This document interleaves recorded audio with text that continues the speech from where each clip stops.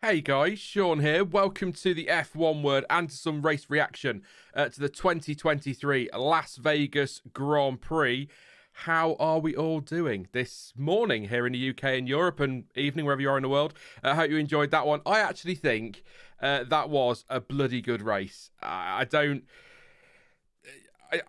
I'm trying to think of something to say that kind of balances it out, as you know I like to do, and play both sides of the coin. But actually, I thoroughly enjoyed that from start to finish. We had several changes for the lead. We had a great pass on the final lap from Charles Leclerc. More on that shortly. To snatch second place, we had drama. We had mixed strategies. Drivers out of position. I thoroughly enjoyed that. And given how the weekend started, you've got to say that is the best way. It's great to finish on a high, I guess is what I'm going to say, given how things started. We'll get into all of that, I'm sure, later when we do Q&A and waffle. I will be totally transparent with you as well before we get into this. I have lots of notes on Red Bull and Ferrari and Mercedes and McLaren, but I have very little on everybody else, because if you were watching, which I'm sure many of you were, TV direction, not great. I'm going to say that, not great again. Lots of action, I think, through the field, and we saw, the timing tower was moving and you could see things happening in the background, but the focus was naturally and completely understandably on the front of the race. You've got to keep an eye on the lead changes and what's happening there, haven't you? So, absolutely, I thoroughly enjoyed that. That was a really good race and much better. I think I've said this before. When they first revealed the track layout, I looked at that and thought, oh my God, that's going to be dreadful. But actually, it worked really, really nicely. And, as a spectacle, incredible as well. I'm not quite sure I'm on board with driving 10 minutes down the road with the drivers in the back of the car to then drive back to do the podium. I think, do the podium, then go and look at your lights display or whatever. But we'll do all that later. We're here for the racing. That's what I enjoy. But yeah, I think the race direction... Juiced or Yost just saying in the chat, TV direction was way better than the last race. Yeah, but it was still not great. I mean, there are some diseases I'd rather have than others, but that doesn't mean that it's better. Better than Brazil, but still not absolutely amazing. There were things we've missed, I guess, is my complaint on TV direction, but the race itself, thoroughly enjoyable. Let's get into it. We'll run through the field as we always do. As soon as my stream stops telling me nonsense I don't need. There we go. We'll run through the field as we always do, and then, of course, we'll do Driver of the Day, Q&A, and all of that. I have had a coffee. I think I'm ready to go. Let's crack on with this one, then. We will start with Max Verstappen. Turns out you can throw anything at Max Verstappen, and he's still going to win in Formula One this year. It's just been that kind of season. First corner incident with Charles Leclerc, 5-second penalty. Damage to his front wing after George Russell, Mr. Spatial Awareness, turned in on him. Coming through the field after his pit stops, safety cars, still manages to win. Actually, pretty comfortably in the end. Officially 2 seconds over the line, but I think he was 4.5, 5 seconds up the road before he backed off, wasn't he, to help Sergio Perez out. So, pretty comfortable in the end. We'll start at the start with that one. The first corner incident, it's an interesting one because I think when you watch it, it's a penalty. He has pushed him off the track, but there are two things that bug me a little bit about that, in that that's considered a penalty, but other drivers at other races literally overtaking off the track in turn one isn't a penalty. It's the same thing, isn't it? You're still effectively breaking a rule to gain an advantage and gain a position, so I don't like that. But I also don't like the penalty rule anyway. I think 5-second penalties, they're fine, but it's not really a punishment when you are...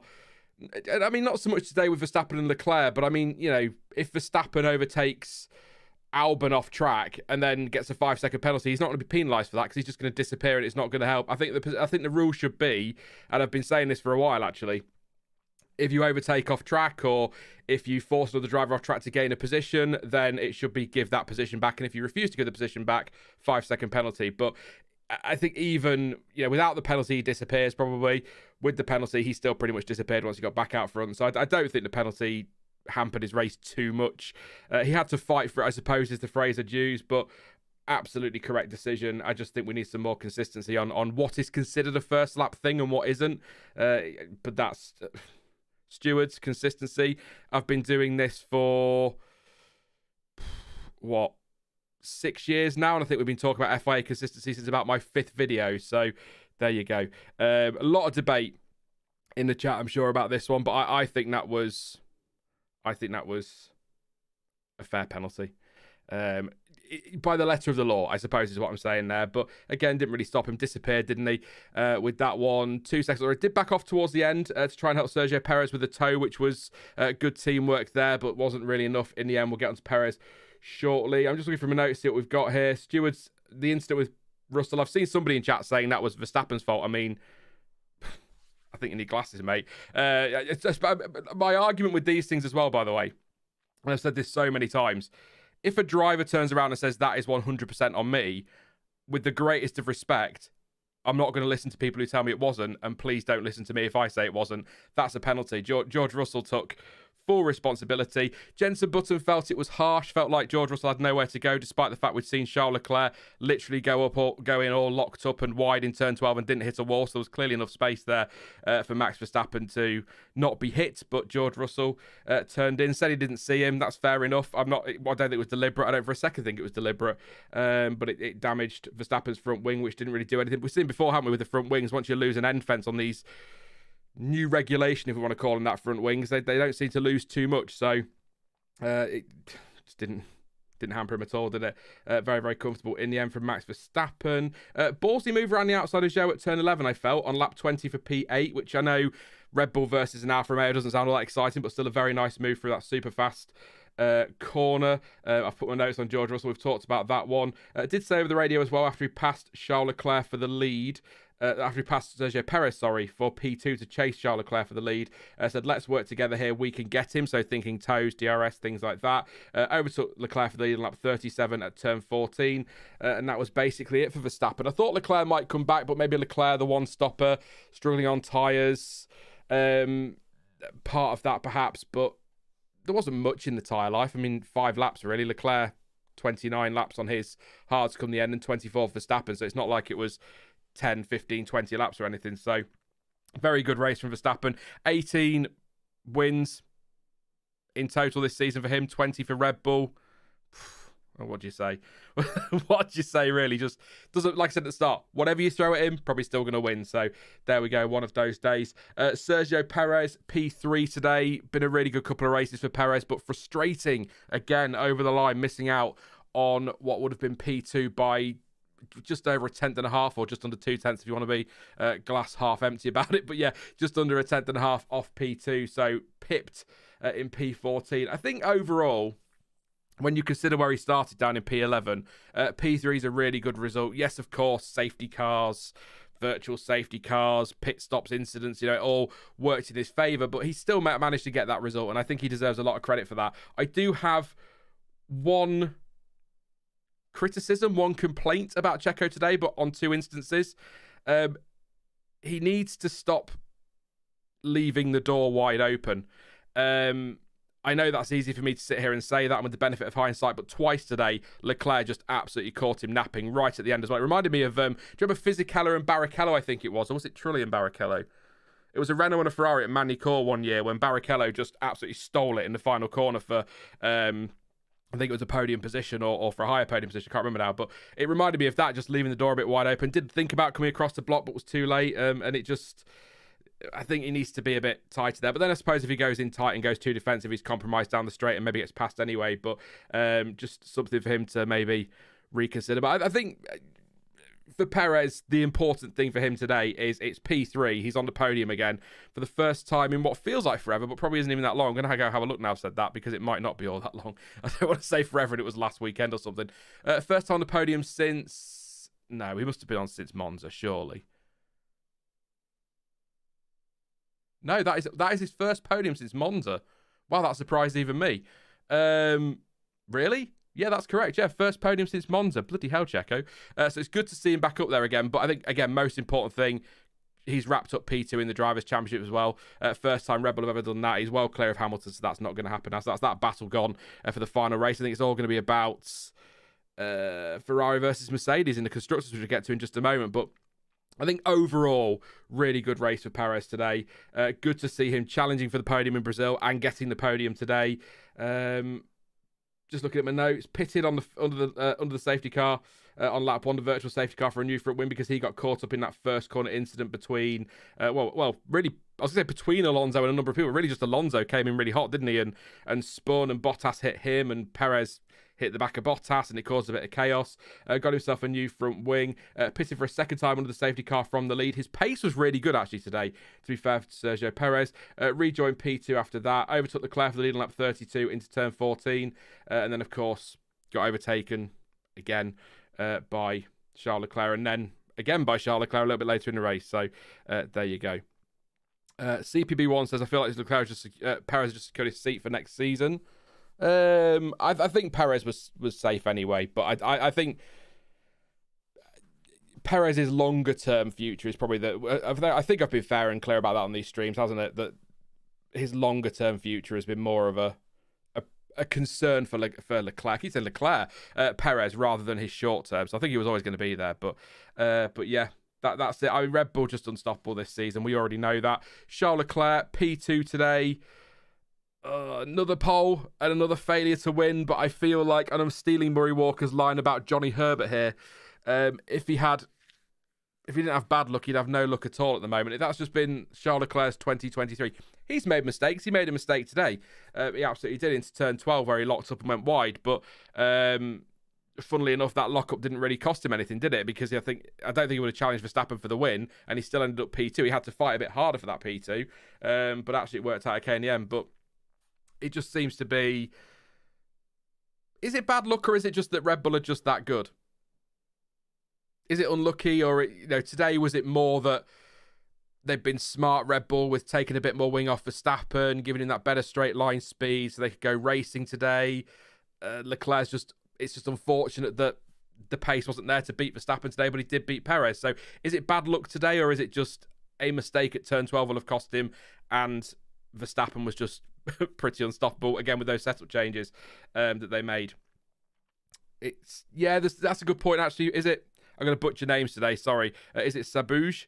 64 says bad luck today with the safety car. That's true. I remember him saying that actually in his post-race interview, didn't he? So yeah, so there is some bad luck, but it's not bad luck as in, your hydraulics going on the formation lap kind of bad luck, I guess is what I'm getting at. But yeah, certainly an element of that today. But I still think Leclerc can be he's frustrated not to have won, and I get that. But I think he can be very happy with P2 today, given how some of his races have gone as of late. I'll read you through my notes. Caught Verstappen on lap 15 and got within DRS. Verstappen, I think, was too hard on his tyres at the safety car restart. Leclerc seemed to bring his in a bit more gradually, didn't he? I overtook Verstappen to take the lead on turn 14, but Max was pitting anyway, so no real defence, but still good to get the move done. That was that was a change for the lead, wasn't it? Perez took the lead, Verstappen took it again. I think must have been 3 or 4 or 5 changes for the lead today, which is good to see. Pitted for the first time in lap 21 for the hards. That was his one and only stop. It was a slowish stop as well at 3.9 seconds. His front right was a little bit slow on. Rejoined behind Stroll in P3. Really nice late braking move at the inside of Perez at turn 14 on lap 35 for the leader. We saw a lot of overtaking today. Passed by Verstappen for the lead on lap 37 at the same corner. Braked really late to try and defend though, didn't he? Really went in quite deep and somehow hung the car on, but couldn't get past or get the position back. And then on lap 43 outbraked himself, which allowed Sergio Perez to go through. That was at turn 12, which is quite a wide corner actually, so he got away with that one, no damage. And what a move up the inside of Perez to snatch P2 at turn 14 on the final lap. I mean, that was ballsy. You don't know, do you? You never know has Perez seen him? Is he going to cut across and block him off? It's for second place, but that's a ballsy move, quite late as well. And I love seeing it. I mean, I love a dive bomb anyway, and that's sort of what it was. Maybe not quite licking the stamp and sending it, but still a really lovely move. So well done to Charles Leclerc today. Good points. And I think a nice way to bounce back from Brazil a couple of weeks ago. That was quite a miserable day for him on Sunday, wasn't it? So not much more to say about Charles Leclerc. Carlos Sainz pitted on the first full safety car, lap 1, turn 1. He was sort of involved in a separate incident. I think it was. I'm trying to think back now. We didn't get a huge amount of replays initially. I've seen some since, but Alonso kind of had his moment. We'll talk about that in a minute. And then he had his moment. And then I think Carlos Sainz just taps hard enough to spin, but tapped Lewis Hamilton's left rear. Sainz had a bit of a slide and a spin, and that allowed him to drop through the field, basically. And I think he did really well to come back to 6th place in the end. No major damage, obviously, because he was able to continue.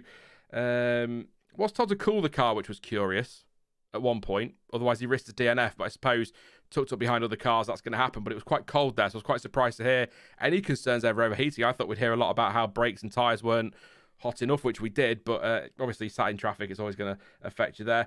Chasing down Russell for P9 on lap 38. I wrote this down because it was a big moment potentially for P2 in the Constructors' Championship, and because Russell got his penalty, which drops him down to 8th place after finishing 4th on the road, and Hamilton was 7th, Leclerc 2nd and Sainz 6th, there are now 4 points between Mercedes in P2 in the standings and Ferrari in P3. So at least we've got something on the line going to Abu Dhabi next weekend. It's not the championship, but it's a few $1 million.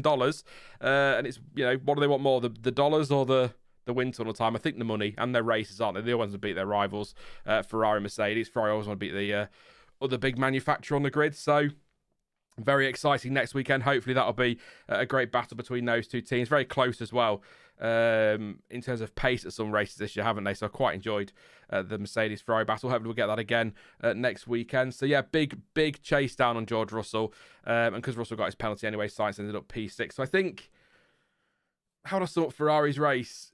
Unlucky with the time in the safety car. We've established that, haven't we? I think Verstappen is just bloody good.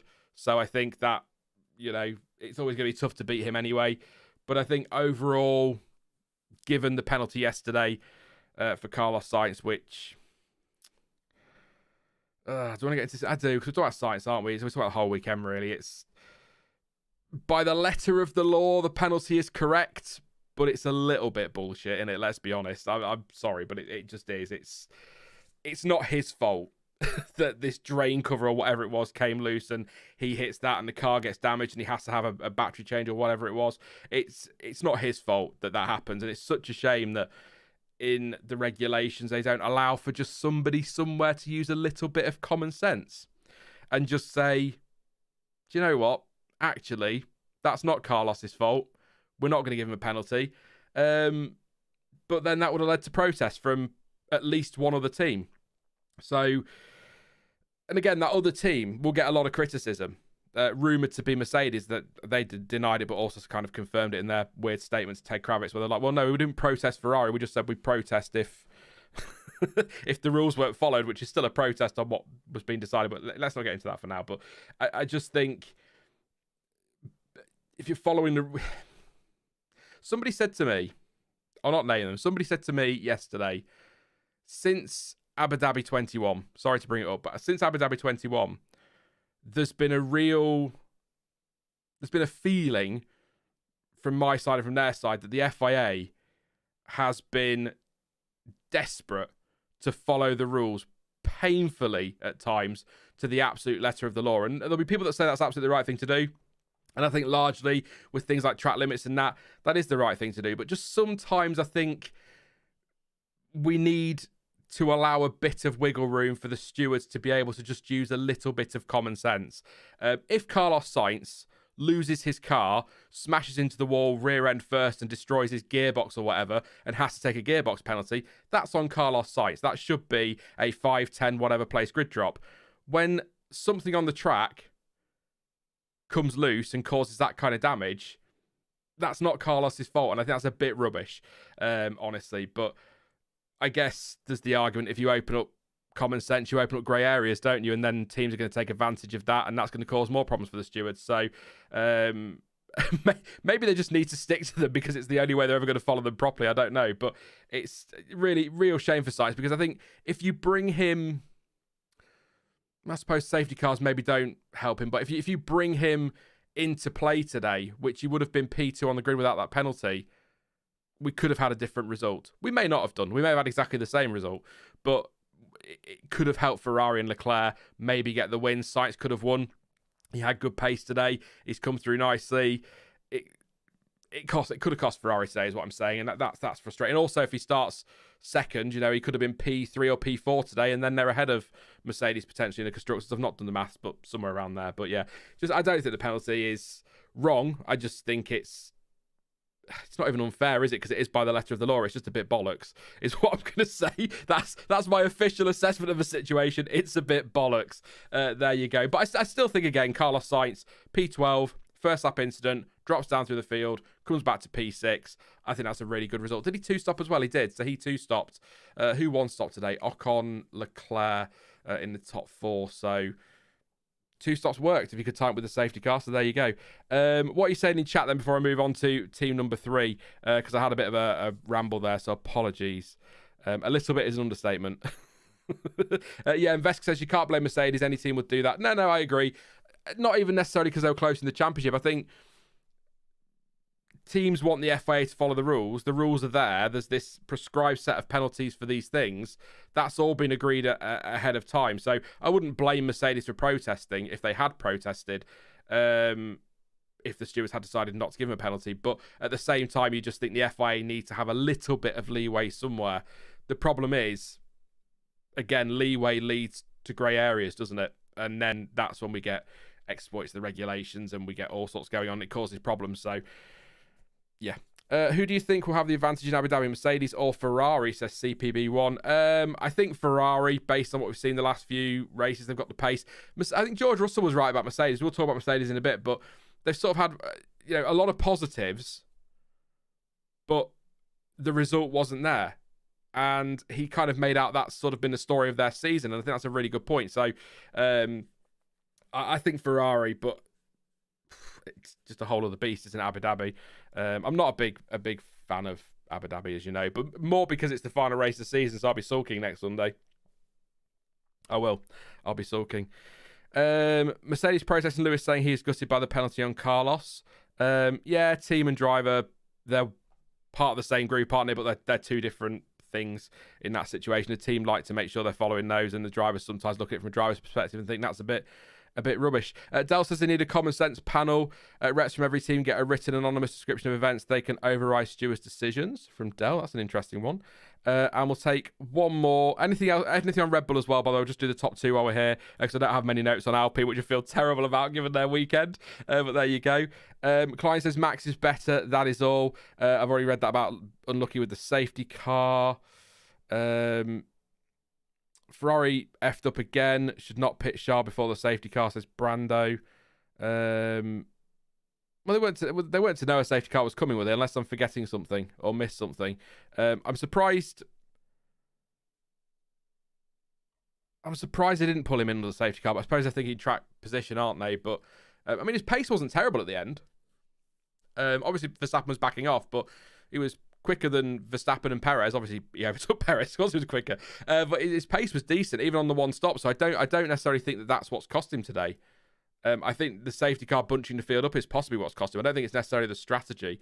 But then it's Ferrari, so who knows? So on the fence about either great or good, I thought there'll be more cars in the walls, lots of passing, says Pike. I expected more yellow flags, maybe even a red flag today.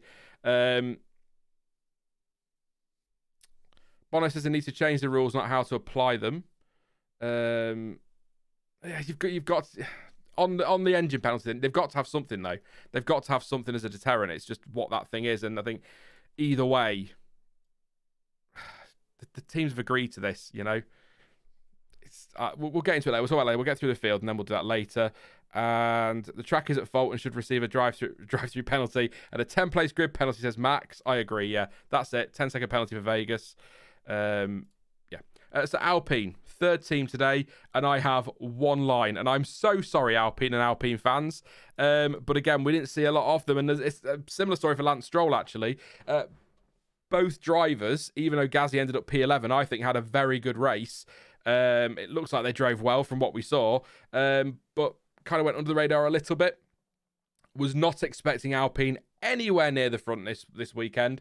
So for Gasly to qualify fourth and Ocon to finish fourth, I think is actually a really fantastic result for them. All I've got here is from Gasly, where he said late on, what's going on with my battery? He was having recharge issues, also complained of low grip, which a lot of people were. And because of those recharge issues, he just absolutely plummeted through the field, because at one stage he was P5, they were P5 and 6, I think Ocon was 5th and Gasly was in P6, so they were told to hold position. Both cars were on lap 38, so maybe already potentially nursing things there, or just looking after tyres and trying to get the cars home with a great result. But that for Gasly is what massively cost him today to drop down to 11th place. But great drive from Ocon to be P4 today. I mean, 1.4 seconds clear of Stroll, 16 seconds off a podium, which I know it has safety cars, but that's not bad at all, is it, for Alpine? It's just frustrating. I've got not much else to say on them, really. So apologies, but I think they deserve that one. So Alpine has cooling fans, apparently. So we'll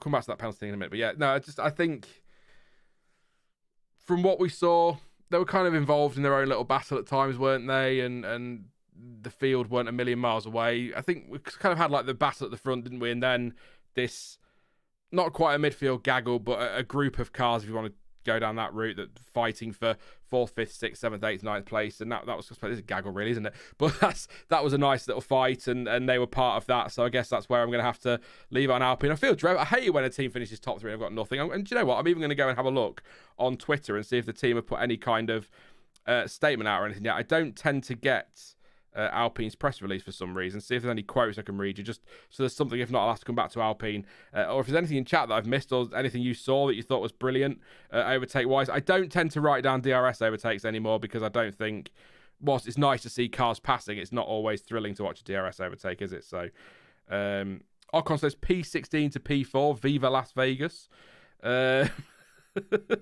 Alpine did tweet about 22 minutes ago, a tricky second stint for Pierre meant he was hard work for quali from quali was unfortunately undone. Still plenty of positives to take away this weekend, and we'll come back fighting in Abu Dhabi, the usual team line. So yeah, mighty result is what they've described Ocon's result as, but not a massive amount there. So yeah, it's not. I tell you what we'll say then. It's nice to see Alpine having a really strong weekend. We've seen at times they've been a bit up and down, haven't they? And they have had some really strong weekends. But just trying to think of an example of a recent example of a properly strong weekend that they've had. Let's have a look. They've had 2 podiums. I mean, for goodness' sake, this year. Let's not forget that one.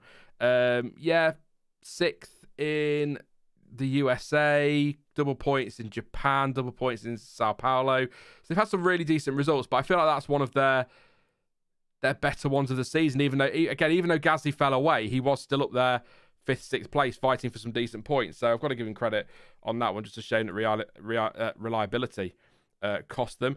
Jim says in the post-race show, Ocon said he's switched positions in the end. If he would have been asked, do you believe him? No. Not at all. In theory, Ocon should be driver of the day, but never saw his overtakes, says Nick. That's what I mean about TV direction. I know some people said that they thought it was really good, but there were things we were definitely missing. But at the same time, as I've already said and defended, when you've got so much going on at the front, you've got to follow that. I'd be more annoyed to miss an overtake for the lead than I would for an overtake that was for P16 or something, if you follow what I'm saying. So well done Alpine, that's what I'll say about that one. Well done to them. Great stuff from Ocon. Shame for Gasly, but I think overall a lot of positives. Aston Martin, Lance Stroll, P5. Lance Stroll, really strong start to the season, not so great in the middle, really strong end by the look of it. So well done to him. A bit like Alpine, kind of didn't see a lot of Stroll today. A few shots he was kind of in the background or in the foreground as things were going on around him, but actually really strong driver, some really good points. So well done to him. I've got pitted under the first full safety car for Stroll, so that's probably something that worked well for him. He did 2-stop as well, so it was 1.4 seconds off Ocon and only 7/10 up the road from Sainz. So a little scrap potentially towards the end there. Sainz probably need another lap really to do much about that. The pace was pretty similar though, to be fair, only a 10th between them. So some good pace from Stroll today. 1.4, like I say, off Ocon. So it was actually nearly a second quicker than Ocon on the final lap. So maybe that could have been quite exciting. We had another couple of laps, could have had a battle for P4, but I think Stroll could be really happy with that. He's outpaced Alonso as well today. I know Alonso had his problems. We'll get to that in a second, but I actually think that was a really good drive from Lance Stroll today. Just a wish we'd seen a little bit more of it, but to be honest, again, same point again, 3rd time in the stream already. Got to focus on the leaders when all that's happening, so I understand that. So I guess I'm looking forward to seeing later today and tomorrow and Tuesday some of the replays and some of the onboards that we've not seen yet that will be good fun to catch up on. I always like that with the social media side of things. Fernando Alonso started P9, finished P9, but that's oh boy, does that not tell the full story of his race. So first lap, as I've already sort of touched on, went into turn 1. I thought he'd had contact. Didn't. Just went in really hot, cold tyres, sliding all over the place, and spun. Lucky not to be collected more heavily is kind of how I'd word it. He was sort of collected. Bottas hit him. Bottas been hit by Perez. It was a bit of a chain reaction there. He was facing the wrong way. Alonso got back round, dropped through the field, pitted under the virtual safety car for a new front wing, and some hard tyres on that first lap. Like I say, no contact, just no grip, really. I'm going to read his quotes in a minute if they've come through. So a really solid job to come back through. I'd imagine carrying damage as well. I'd imagine he was. In fact, I'll tell you now because we've got his quotes here. So Fernando says, I'm happy to come away from this weekend with some points, especially since I was facing the wrong way after the incident at turn 1 at the start of the race. We made the most of the safety car and then gained some places back. Overall, I thought the racing was fun tonight and there were some great battles on track. There was quite a lot of graining and low levels of grip, which isn't a great surprise. But as a sport, we will take a lot of learnings for racing in Vegas next year. We head to Abu Dhabi and blah, blah, blah. Just see if Mike Crack has said anything. I will always make sure I emphasize those two. In the thick of the battles, both drivers were, which is true. We went into the race with a good understanding of the tyres, and the strategy team made excellent calls today. Full credit to Lance to recover from the back of the grid. Yes, Lance Stroll 19th, of course. Missed that one off to come through into P5.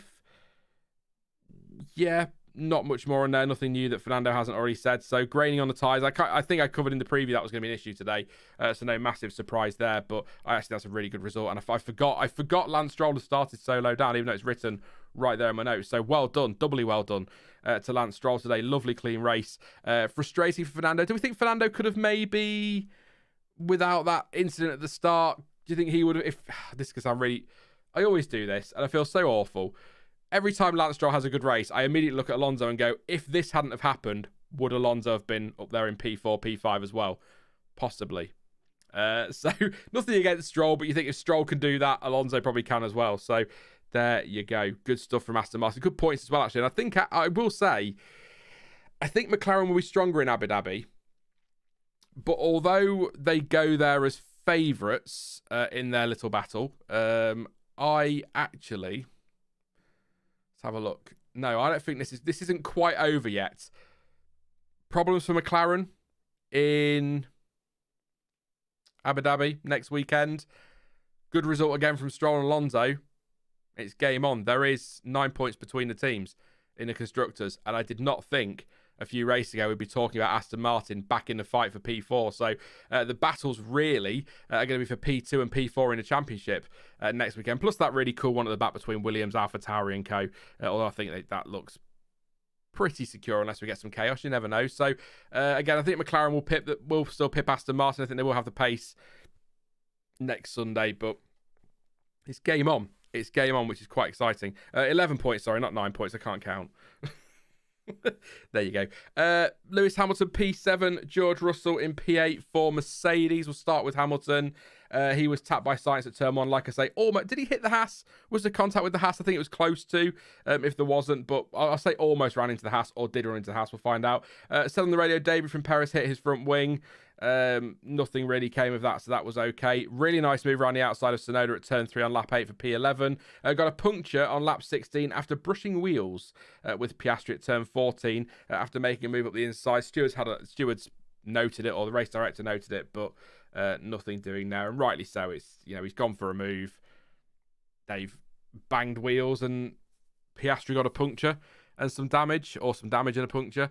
And Lewis Hamilton eventually got a puncture. He did say in his interview afterwards that he carried on, thought it was okay, got to the final corner or the pit entry, and the car started to slide around at the rear, and that's when he realised he was in trouble, but he couldn't get into the pit lane from there, so he had to do a full lap. He reckons it cost him about 40 seconds today. If that is the case, 40 seconds might have seen him challenging for the win.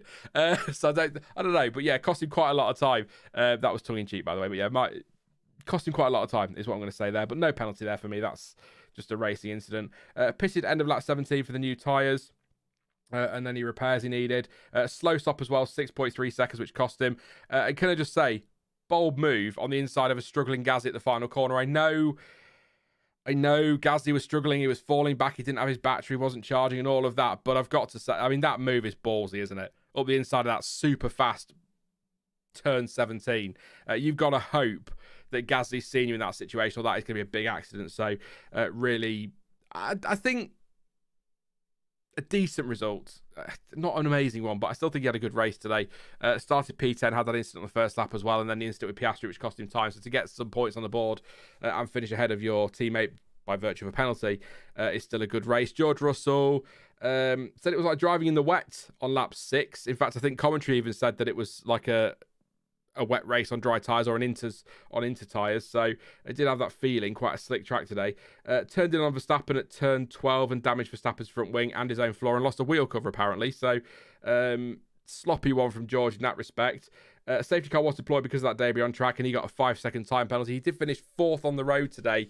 So obviously, as you know, my rules when I pick a driver of the day, Russell wouldn't be in there anyway, but my rules when I pick a driver of the day is if you've had contact or something like that, or you've caused contact, you're not going to get driver of the day. But I will say, praise where it's due. I think Russell, apart from that incident, had a very good race today.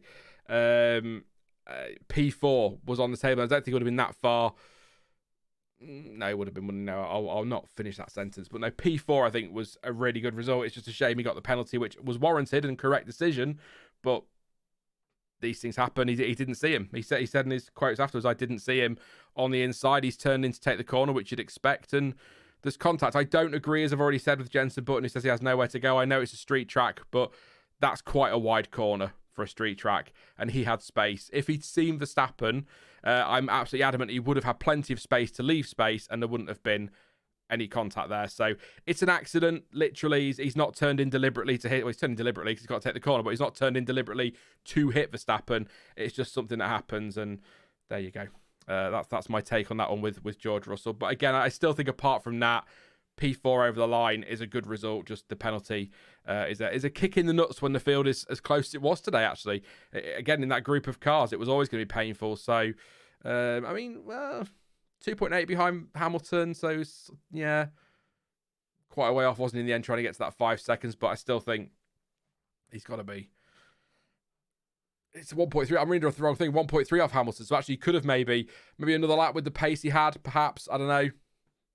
We'll never know. Doesn't matter. We didn't have another lap, did we? So there you go. Just a shame that he didn't see Verstappen coming. I'm not going to make my joke again. I keep making the joke, and it's not a thing. It's not me hating on Russell. I know it's the internet. It's not me hating on Russell. Just I always like to have a bit of a wry grin on my face when George Russell turns in like that and doesn't see somebody. And then I think back to his 2 or 3 drivers on the grid lack spatial awareness for racing, and I'm like, oh. Okay, all right, George. I hear you, mate. I hear you. Let's see what he said. JM says it will be in the staff's contracts. I think they are obliged. Oh, sorry, that's part of a wider conversation. Sorry, that was he did say, of course, they want P4. Staff bonuses tend to be linked to constructors' finishing position. So just to put some context there. Sorry, mate, I'm reading a separate conversation there. How many times have Hamilton and Piastri collided this year? Says Random. That's a good question. They did it at Monza, didn't they? And here, and I feel like there's one more recently, not like major collision, but just sort of a bit of rubbing, maybe. So, do you think if Perez was second, Red Bull would let them fight freely? Says Rocket. I think they would, but I don't necessarily think Perez would be anywhere near Verstappen. That's kind of the thing. I've said that a few times this season with Perez. We can have these conversations about, would they be free to fight, but he's got to get somewhere near him first, hasn't he? And I think Verstappen had the pace today to make sure that he was going to win that whatever happens. So, yeah.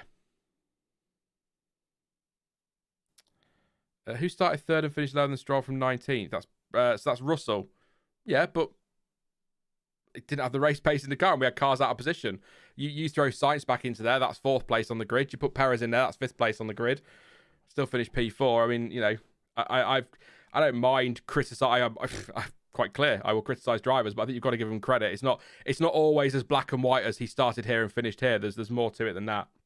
When you look at race pace, tyres, strategy, safety cars, contact, penalties, things like that. It's not just as simple as he started here and finished there. There's always more to it in Formula One than that. Where do we get to this? We've done Mercedes. I just want to get through this field now. McLaren. Yes. Mixed bag. First of all, I think Oscar Piastri was pretty damn bloody good today. I think he had a very good race. Up to P11 through the early chaos and safety cars from P18 on the grid. Really nice move on Sonoda at the inside of turn 1 on lap 7 at the safety car restart. That was for P10 at the time. Also a nice move on the inside of Sargent at T14. A late braking move there. The contact with Hamilton we've been over. Neither driver at fault there for me. Just something that happens. Just unfortunate. That resulted in damage to the car and I think a puncture.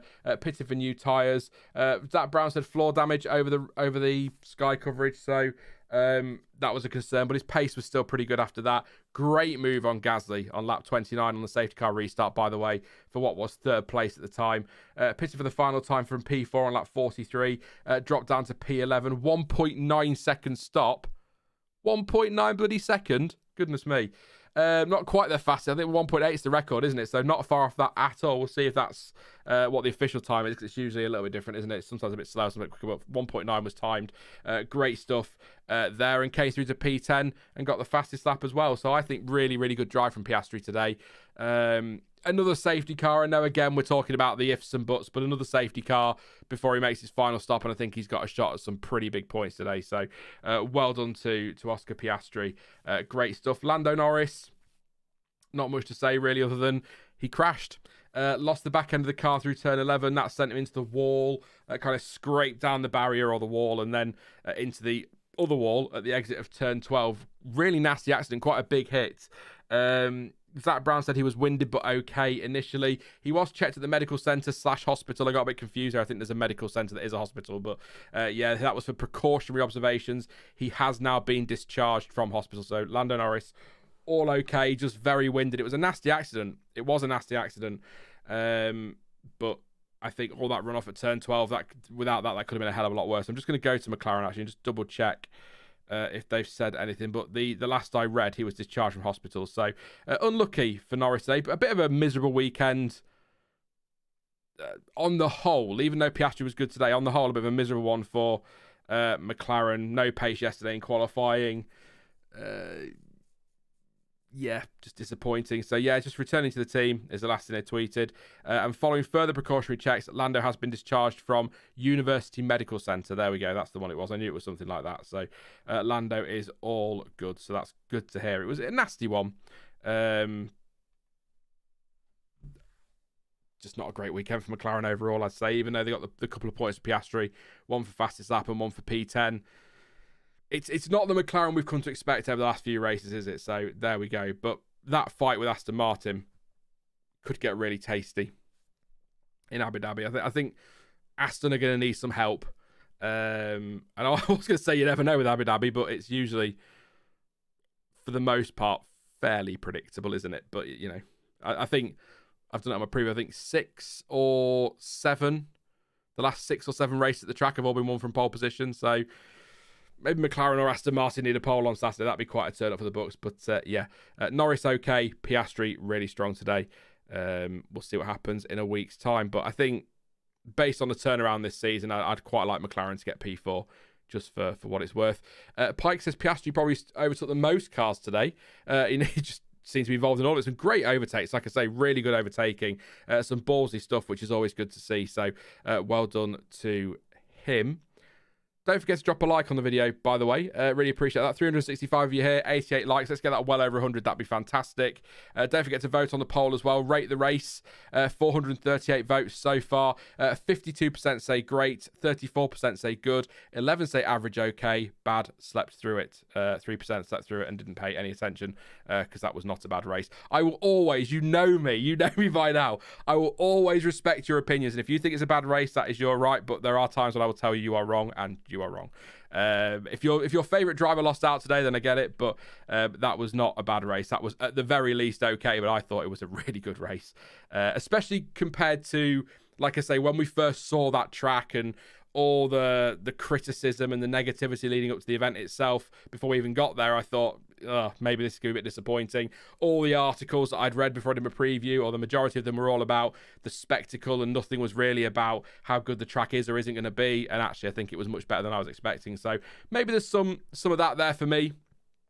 Maybe that's why I'm saying it's a very good race or a great race, whatever, because I was expecting it to be a bit crap, and it wasn't. It was actually really, really enjoyable. So well worth getting up for is what I would say on that one. Let's do the last few teams then here. Williams. Is it Williams? Yes, Williams. Race pace, nowhere near as good as one lap pace. Expected a lot more personally. Were they struggling with the tyres today is my big question mark. They are literally all the notes I have for Williams today. So I'm going to have to, I'm afraid, tell you what they've said in their press releases. But, you know, it's all good. Alex Albert said, I suffered quite badly from graining today. Similar to Alonso, of course. It was difficult for us, and the safety car didn't help with didn't help with most getting a pit stop with little consequence. It's one of those races that we'll need to review after I was through. I can't read today. After I thought we were managing quite well. Complaining about the safety car, not complaining about the safety car, but blaming the safety car timing, which cost him just 2 seconds. I have a drink. I'm gonna cough, otherwise I don't want to cough on you on stream.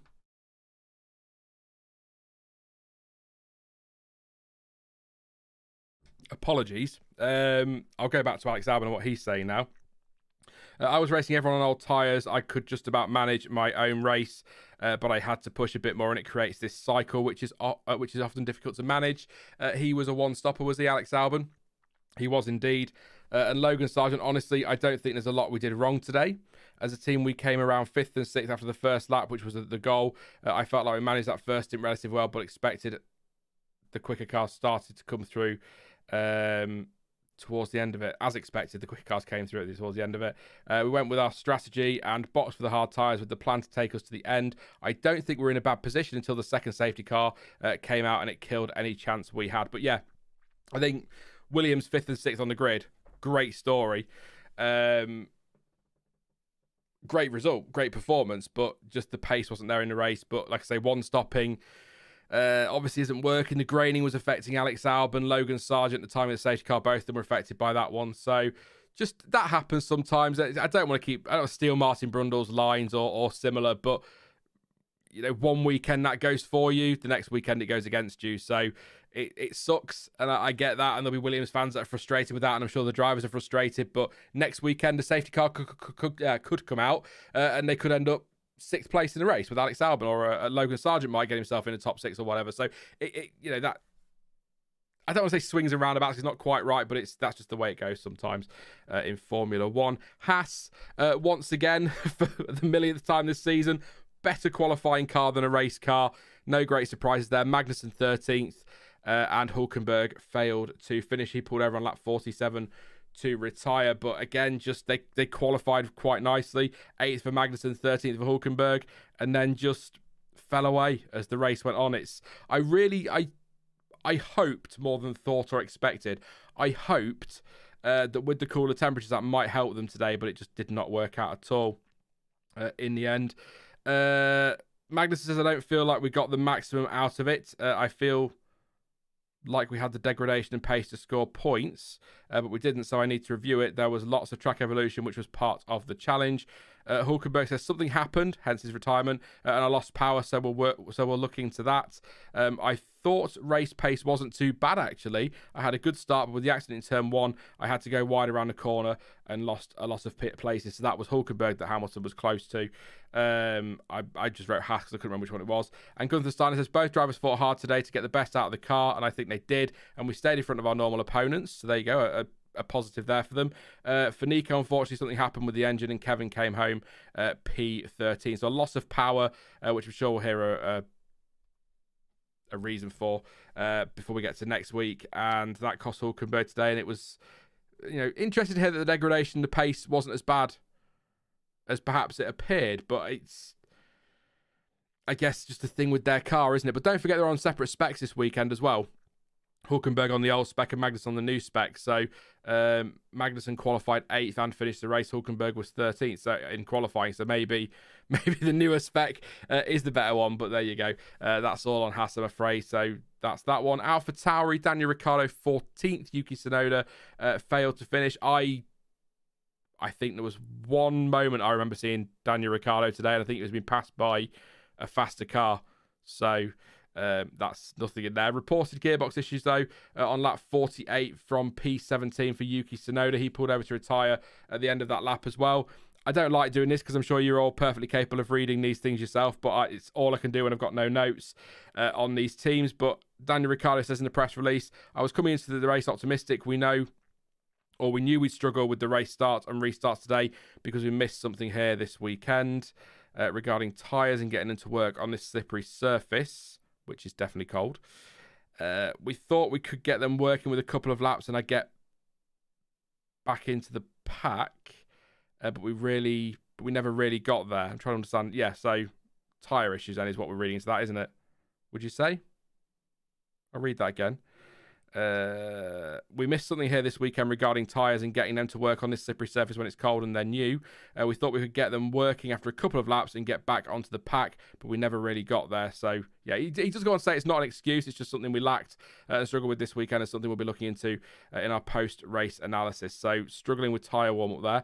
And Sonoda says we split the setup between our two cars and gambled a little with my car, but it didn't work in the end. I had a clean start today and was happy I kept out of trouble, which allowed us to gain quite a few positions. But unfortunately, we didn't have the pace to finish in the top 10. We're happy we challenged ourselves because we knew we'd struggle with our pace, so we had to try something, and I liked the challenge. So there we go. And the gearbox issues towards the end is what cost him. Did they tell us officially what that is? Oh, it was a suspected power unit issue, according to Jodie Eggington. So suspected power unit issues meant we had to retire the car towards the end of the race. It was power unit, not necessarily gearbox. So there we go on that one. Disappointing from AlphaTauri this weekend after some really good results, actually. So that might hamper them in their battle with Williams. But there is only 7 points between them, so that's game on as well for that P7, which is a big deal. It's a lot of money there, so Williams are going to want that. AlphaTauri are going to want it, so that could be a fun fight as well. But not much else on AlphaTauri today. But interesting here, it was a power unit issue and not a gearbox issue, and tyre warm seems to be the problem today. So there we go.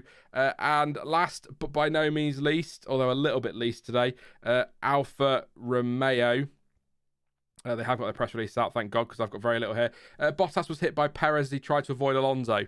He did hit Alonso. So again, Alonso sliding wide, spinning at turn 1. Bottas then goes in I think Bottas sort of is stopping and possibly would have avoided hitting Alonso, but then Perez went into the back of Bottas, and Bottas then went into Alonso, damaged his wing, so that cost him there.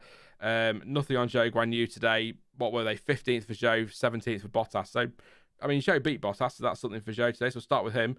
This race was quite fun for me tonight with some good battles and good moves, even though in the end we didn't get any points. I had to take evasive action at the start, so I couldn't really take advantage of the chaos ahead of me, and we chose to pit when a safety car came in. That meant having to do 30 laps on medium tyres, so struggling on the tyres basically towards the end, and got caught up in the first corner incident there, like his teammate did, of course. The strategy worked well and allowed me to make up a few places and get into the battle with Hamilton and Alonso, but with no further chances to pit, I was exposed in the final 10 laps, so that's cost him there. And Valtteri Bottas said, I started in a very strong position, but unfortunately my race was pretty much ruined at the first corner after the contact with Alonso.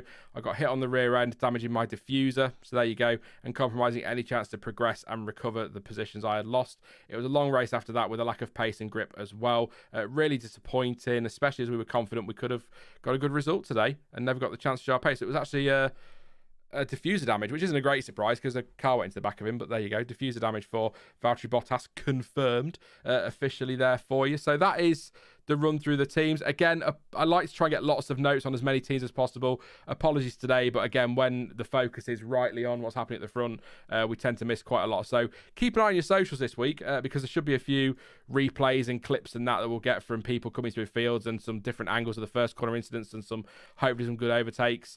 Not everything always gets covered, but there we go. Driver of the day. We'll do that. Charles Leclerc was officially the driver of the day. Let me know yours in the chat, and I will read a few of those out and give you shout-outs for yours. I think there's a few contenders today. I do. I have to rule out Verstappen immediately because of my rules, not because he's had a bad race, but because he got a penalty. So I have to rule him out there. But I think a really good race, all things considered, when you think about everything that he went through in that race, you know, partly his doing, or with Russell's doing. I still think that's really good to come through to P1, but I like to just have my rules just to make it easier for me, to be honest, because it's not easy. I think there's some great picks in there. Esteban Ocon. I actually think Perez, a lot of people won't, but I think Perez deserves a nod. I think Leclerc was brilliant today. Just bit frustrated. Perez, a shame he left the door open a couple of times. Ocon, I think he was really good today. Stroll, fantastic. I think Sainz did well to come back through. Piastri, I think he was great. He gave us lots of action out there. So it's a really tough pick, but I am going to go with... I feel like I'm going to do Ip Dip. I've got three. I've got three in my head here. I'm going to cheat. I'm going to look at what you're saying in chat and go against you all just to be that kind of guy. I'm going to go Do you know what? Balls to it. I'm going to go Lance Stroll. Was he the best driver out there today?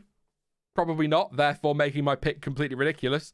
However, I think P19 to P5, regardless of safety cars and first corner incidents and all that, and the fact I very rarely pick him, I think I'm going to go with Stroll for a change. But whilst fully admitting that Ocon was fantastic, Perez probably deserves it as well, Leclerc probably deserves it, and despite his penalty, some of you will say that Verstappen deserves it. So just a thoroughly enjoyable race and some very, very good drivers out there. So that's my take on that. Don't shoot me. That's my pick for this one. I could have done it completely randomly. I didn't. CPB1 says Leclerc. Dell says Macau safety car driver. I've not seen that yet. I think I've got that on record somewhere. Ayinka says Piastri. Rocket says Perez. Freeze says Stroll. See, me and Freeze for once on the same wavelength. Sighted Canvas says Lando. Charles, I'm gonna butcher your name again. Sabuj.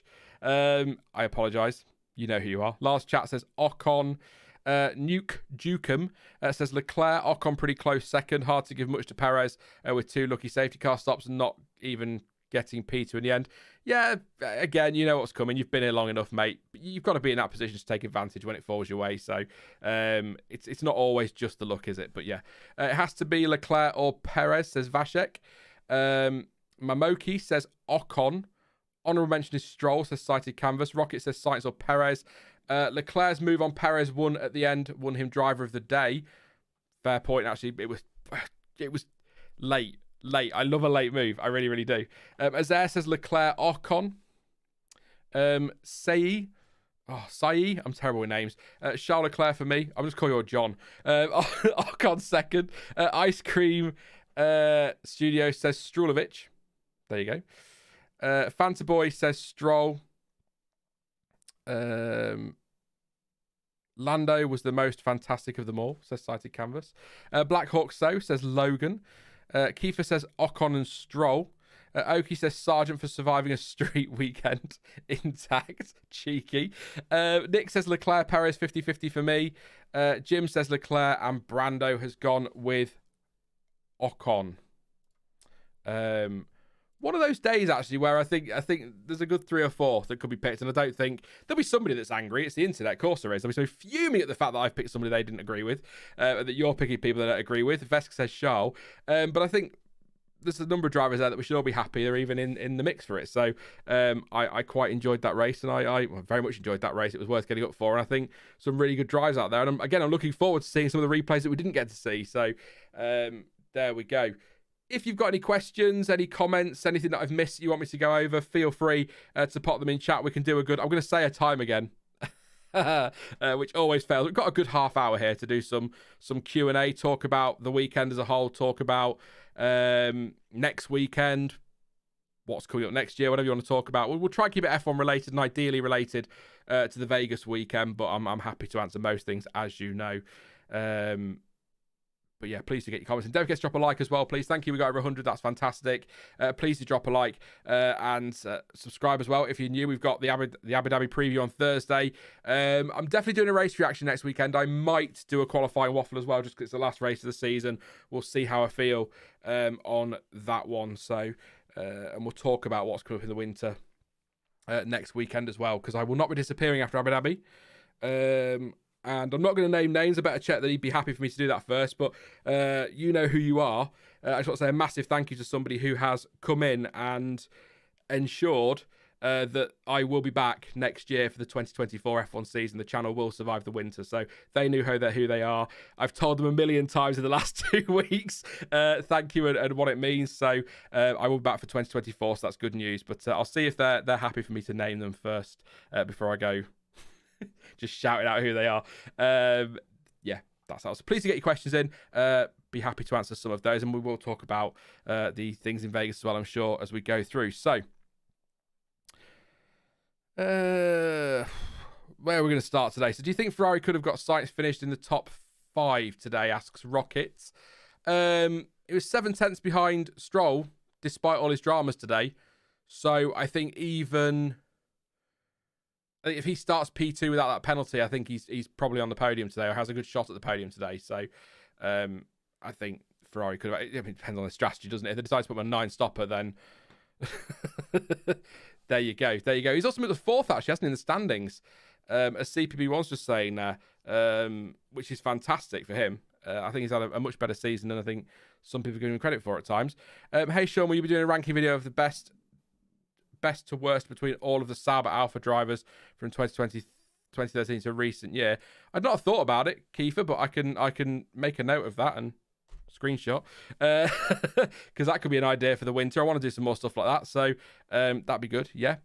I'm going to next weekend's race, says Jim. Oh, I've never been, but I've heard that I think the Abu Dhabi weekend is actually quite awesome as an experience. So enjoy that, and last one till March. So make sure you have a good time. A little bit jealous. I didn't get to a race this year, so disappointing. But have a good one, mate. Hope you enjoy that one. He was in P1 after safety car. What more could he ask for? Says Connor. Who's that? If you're having another conversation, then apologies, Connor. But I just read things in the chat as we go through while I'm looking for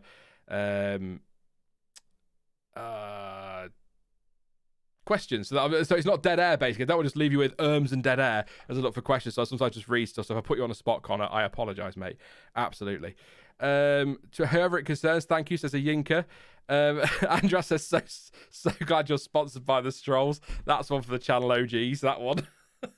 I'll never get over that. Me and Jonty still joke about it now every time we say anything positive about Lance Stroll.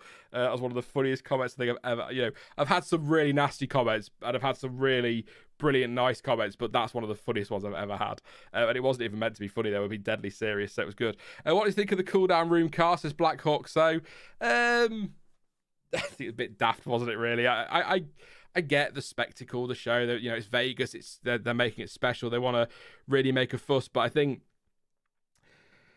hopping in a car is it a hotel they were? I don't even know. I know nothing about the Vegas Strip and what's on there really, but I assume it's some sort of hotel to go and do the post-race interviews and watch a light show and a fountain show and then get back in the car to drive all the way back to the start-finish straight to get on a box for the podium seems a little bit ridiculous. But now that I've said that, sometimes this happens. It gets you at 37. My brain just clicks. Having said that, they obviously needed the time to set the boxes up, didn't they, for the podium? So maybe that's why they've done it that way around, but it just made more sense to me if you're doing that to do the podium. It's a casino, is it? There you go. And then go to the casino and do your interviews or whatever there. It's a bit weird, a bit cheesy. Isn't that the point? No, it's Vegas weekend, so it was always. It's not quite the big red chair that Verstappen had when he won the championship or whatever, it is what it is. It's a bit odd, but would I like to be driven around Vegas in a Rolls Royce? Yeah. so it's not a bad way to end a race, is it?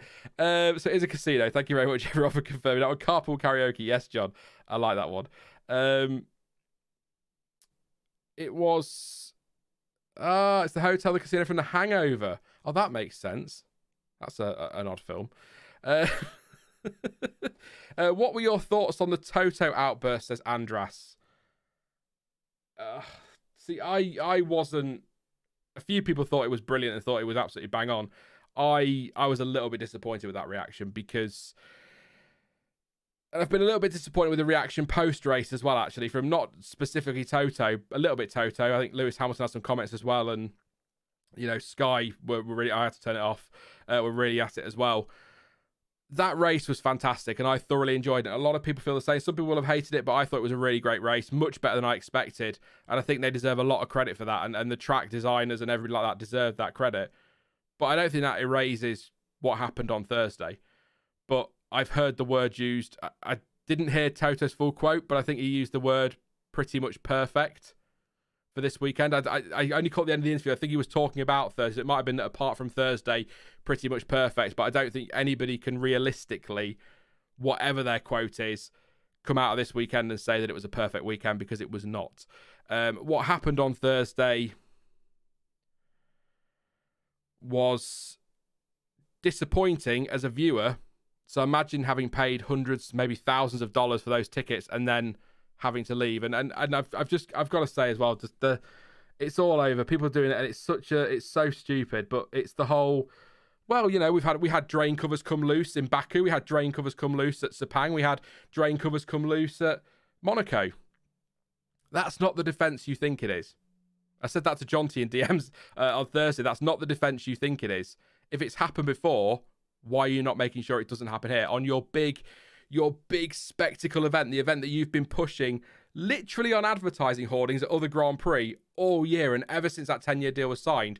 Why was it so late signing the track off? Why did it take so long to get anybody on track to go and check things? Why were these things? If this has happened before, then everything should have been done to make sure it doesn't happen again. So that's not a defense. I don't care what anybody says. And it's not hating on Vegas. I've got to be clear on that. I think it's great that F1's in Vegas. I'm not being a European snob about it and, we shouldn't have 3 races in America, because I don't agree. I think we should. If the market is there to sustain it, the country is big enough to have 3 races in the US. And I think Vegas is a great place. I do think longer term, we're looking at Miami at the start of the year, Vegas towards the end of the year, and no COTA, which would be really disappointing. But I think absolutely I want to see F1 in Vegas. I think it's great. The spectacle is fantastic to watch. It's cheesy, and I like cheesy. I watch Eurovision, for fuck's sake.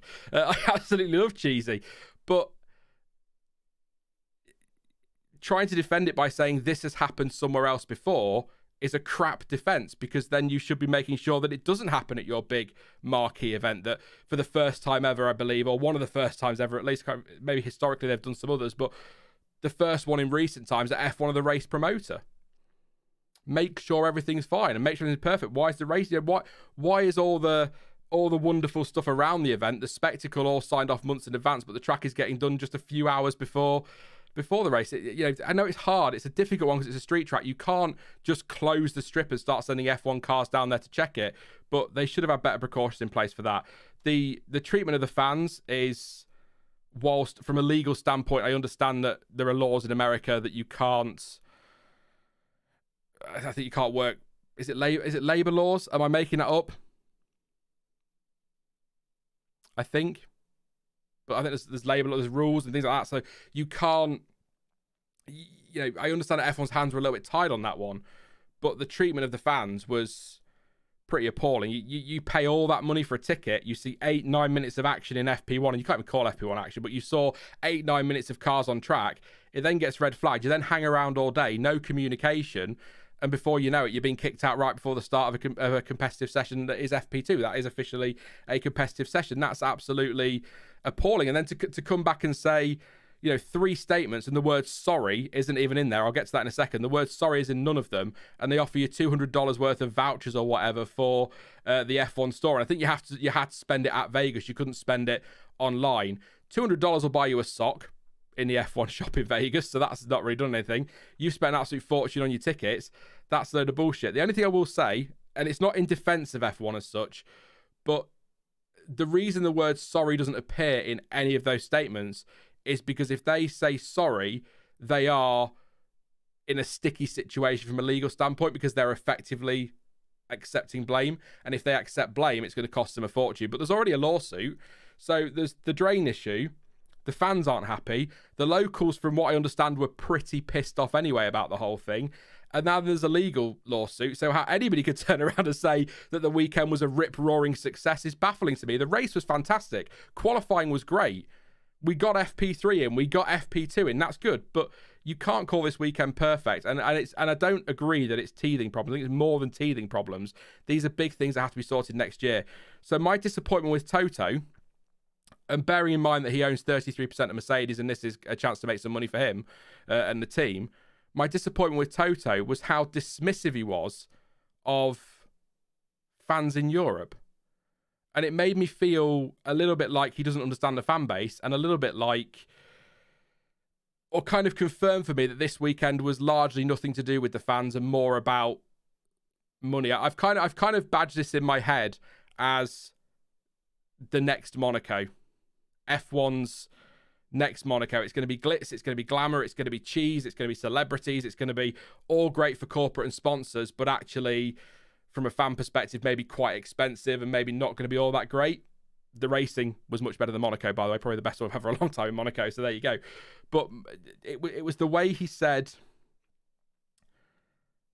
I'm trying to think of exactly, I didn't get the quotes, but it's the way he said people aren't watching FP1 at that time of the morning. I was. I'm sure many of you were. I know lots of people were. That's very dismissive of a big chunk of your core fan base, and I think that's a little bit out of order. He didn't say the words, but it felt a little bit like, shut up and stop moaning. But it's like, why should they stop moaning? Why should anybody stop moaning? There is nothing wrong. You can criticize an event for how it starts or for things that go wrong. There's nothing wrong with that at all.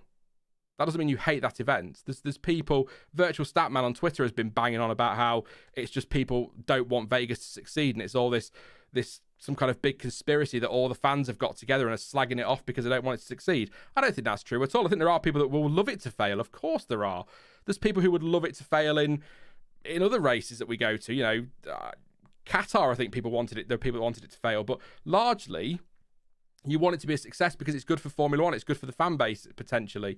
We had a great race today, but I don't think it's some big anti-Vegas thing. I don't think it's European snobbery. I just think people were pissed off and felt for the fans that were there, given how much had been spent by those fans to be there. And I don't think it's unreasonable for the fans to be upset, for us to be annoyed that Toto's effectively dismissing us and saying, well, they wouldn't be up at 4:30 in the morning. Well, I bloody was. I'm sure many of you were. We're stupid. We're F1 fans. We're nuts. We get up at stupid o'clock. We get up for Japan. It's crazy to me that he was so angry. And I think also a little bit disappointing that he was angry at a journalist asking a question. Isn't that the point?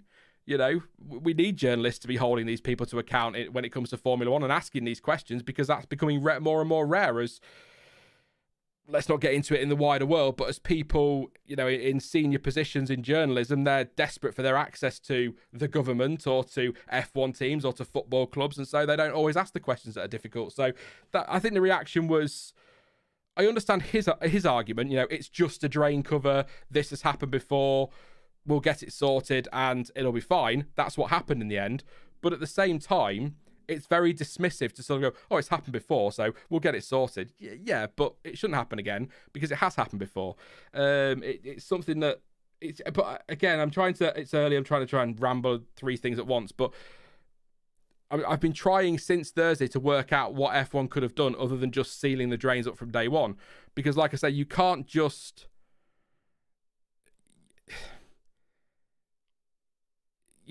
close the strip on a random Monday to send a couple of F1 cars down there at full speed to check that the drain covers are secure and not going to get sucked up. For one, that would cost the team money. For two, they're not allowed to do any running outside of events anyway, so apart from filming days and such, so they're not going to do that.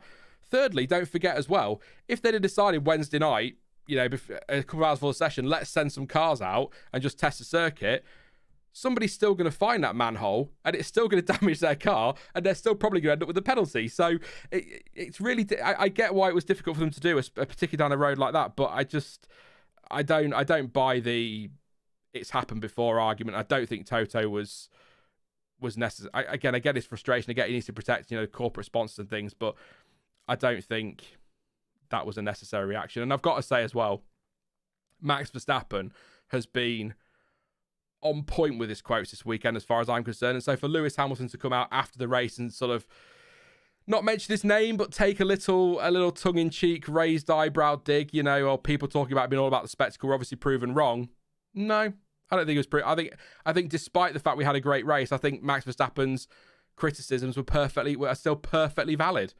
His opinion is it should be racing first, spectacle second. And even though he had a great race, it still very much feels like the spectacle was the priority this weekend. Which again, you know, if they want to do that, that's fine. But I agree with his points on things like, if we're going to these races to grow the fan base, why are we focusing on an opening ceremony and not focusing on, you know, I hate the word educating, it sounds really condescending, but teaching people about our sport and what's important to us and why we go racing and what the team does and what we want to do to win championships. And people go, oh, that's boring. Well, that's Formula One. If you want to be a Formula One fan, surely you need to understand that. You don't, you know, he's right. You can go get pissed up anywhere, anytime you like. I mean, within reason, obviously. There are some exceptions, I'm sure, but you can go and have a fun time anywhere, but you go watch the racing. When I go to Silverstone, not the same thing, but when I go to Silverstone, there's so much going on. You've got you've got acts on the stage, performing. I think when we went, it was Texas and Scouting for Girls, and I think there have been better people there and worse people there, I'm sure, but it's a great atmosphere, and you've got the fan zones, and it's really, really brilliant. But the minute FP1 starts, or FP2, or any Formula 2 or Formula 3 action starts, I'm back in my general admission spot or in the grandstand watching the racing, because that's what I'm there for. So that should be the priority, and that's my wider feeling about Vegas. Is just that I like that they want to cheese it up a bit, and I like they want to enhance the spectacle and give people value for money, I suppose will be their argument. It's still expensive, but the priority should be the racing. So I think Max Verstappen was absolutely right in most of what he said, and I think his criticisms remain valid despite the fact we had a great race. But just to reiterate the point again for anyone coming in late, I'm not anti-Vegas, I'm not anti-US. It's a huge market, it makes sense to do it. If the country can sustain it, go for it. But I think there are lessons that need to be learned. And I think if the excuses are going to be constantly things like this has happened before, so it's fine, it's not okay though, is it? There you go. Maybe we need to take a feeder series with us to Vegas next year. Let them damage their cars before Carlos Sainz goes on track. That was very rambly and very waffly, and I know, but I'm trying to word it in a way that doesn't make people come at me and say that I'm anti-Vegas, because I'm absolutely not. But also be fair in that I've not, the spectacle isn't something I enjoy. A bit of cheese, but the spectacle isn't something I'm interested in. But if I was at the track, that might be a different story. Watching on TV, the spectacle does not translate. If I was at the track, I might be part of that. I might be loving every minute of it. So if you went, I don't know if anybody will, then let me know. But it's just specifically back to the question, which is what started this off. Thanks for that. Got me on a right ramble there, didn't you? I'm joking. But back to the question. Toto Wolff's comments, I think, were a little bit over the top, and it's frustrating that he was quite dismissive of fans, and I didn't like the way he's had a pop at a journalist for asking a question. Fred Vasseur, brilliant. I think he absolutely nailed that, Fred Vasseur. He was not happy, and understandably so. So just to finish the point again, great race, great qualifying. That doesn't erase what happened on Thursday. And I'll tell you something as well, actually, super quickly. Locals were already annoyed. People, I'm sure there are locals that loved every minute of it, but locals were already annoyed, and they're going to be even more pissed if they paid for tickets and all they got was a $200 pair of socks, effectively. That's kind of my point there. If that made no sense, I apologise. It is only just gone 20 past 10, and I got like 2 hours sleep last night. So overall, overall great race, great quali, disappointing start. Lessons to be learned. Not just for next year in Vegas, by the way. For F1 in general. Go back to Spa 2021. If a race can't happen or a session can't happen and somebody's paid for tickets, particularly in this case when clearly things weren't... I don't want to say the track wasn't fit for purpose, but you could make that argument because drain covers were coming up. So that's not the fans' fault. That should trigger a refund or even free tickets for next year. Something, if that makes sense. That's... Yeah. Lessons to be learned going forward. We're going to go to other street tracks. We're going to get a lot of street tracks over the years in F1. We'll get new street tracks. They need to make sure they are ready to go when we go racing. I don't know when it was signed off. I read some reports saying it was a couple of days before. I heard some reports saying it was a couple of hours before. I would hope it was a bit more than a couple of hours before.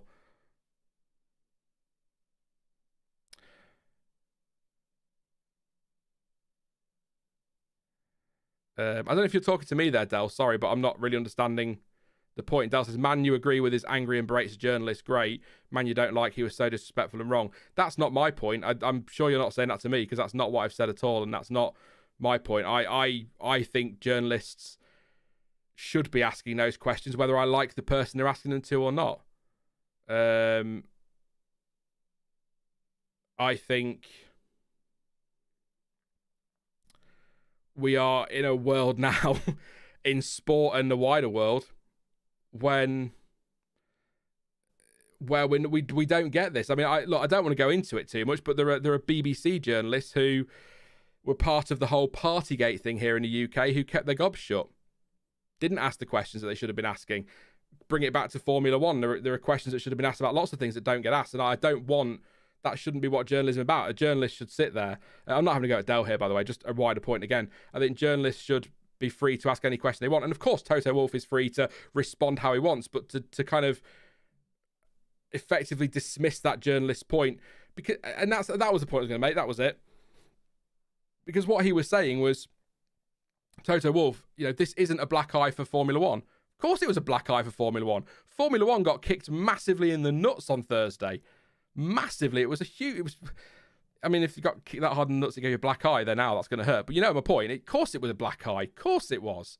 How anybody can sit there and dismiss that is beyond me. Then again, if I own 33% of a Formula One team with corporate and sponsors hanging around and bigging up the Vegas weekend all year, I'd probably say that it wasn't a black eye because, got to think of the bottom line, haven't you? But that, of course it was. But it's recovered from that over the weekend by fixing the problems with the track.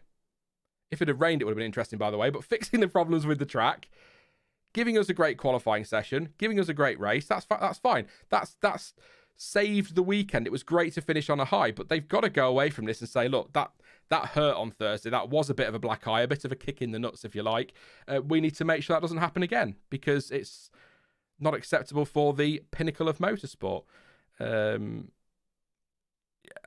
Without getting too conspiracy about it, by the way, as well, it'd be interesting to see if Vegas had been independent promoters, what F1 stance would have been. There you go. It's not what I said. That wasn't the point I was making. I thought it was funny. Fred's reaction, not to the interviewer, but Fred's reaction to the situation, mate. That's what I was talking about. Sorry, to confirm, Fred Vasseur, his honesty was the point. His sitting there saying it's bullshit that we've got this penalty. That was my point. I wasn't saying that it was okay that he spoke to journalists like shit, but, you want to twist it, go for it, mate. I'm used to it with you. I love you, really, but I get used to it. At least it was only FP1 and 2. Indy 2005 was much worse. Very true, Nick. I saw that trending on Twitter, actually. It was only FP1, but at the same time, these people have still paid a hell of a lot of money for FP1 tickets, and not to see it is really harsh.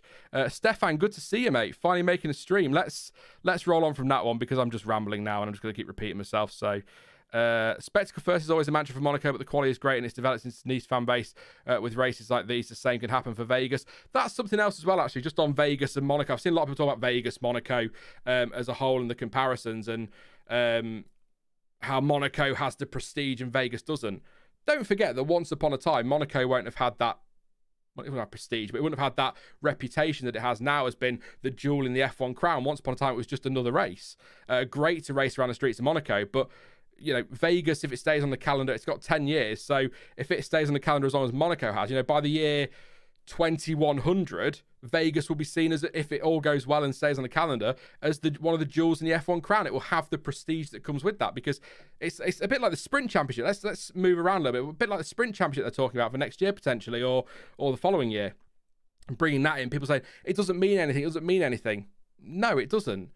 But it will do. In decades' time, it will matter to drivers about winning the sprint championship. I can't win the main championship, but I've won the sprint one. Look at all these great drivers that have won it, the prestige that will come with that. So Vegas will grow in that regard. But you're not just going to get prestige overnight because you are Las Vegas as a Grand Prix. They need to build that over the years, and that's why the comparisons between Monaco and Vegas are a bit unfair. I get what people are doing, but Monaco's got that history and prestige behind it. Las Vegas Grand Prix is going to take a while to get there, if that makes sense. So, feels like if it stays around, simply being in Vegas will make it an iconic race, regardless of actual quality of races, says Stefan.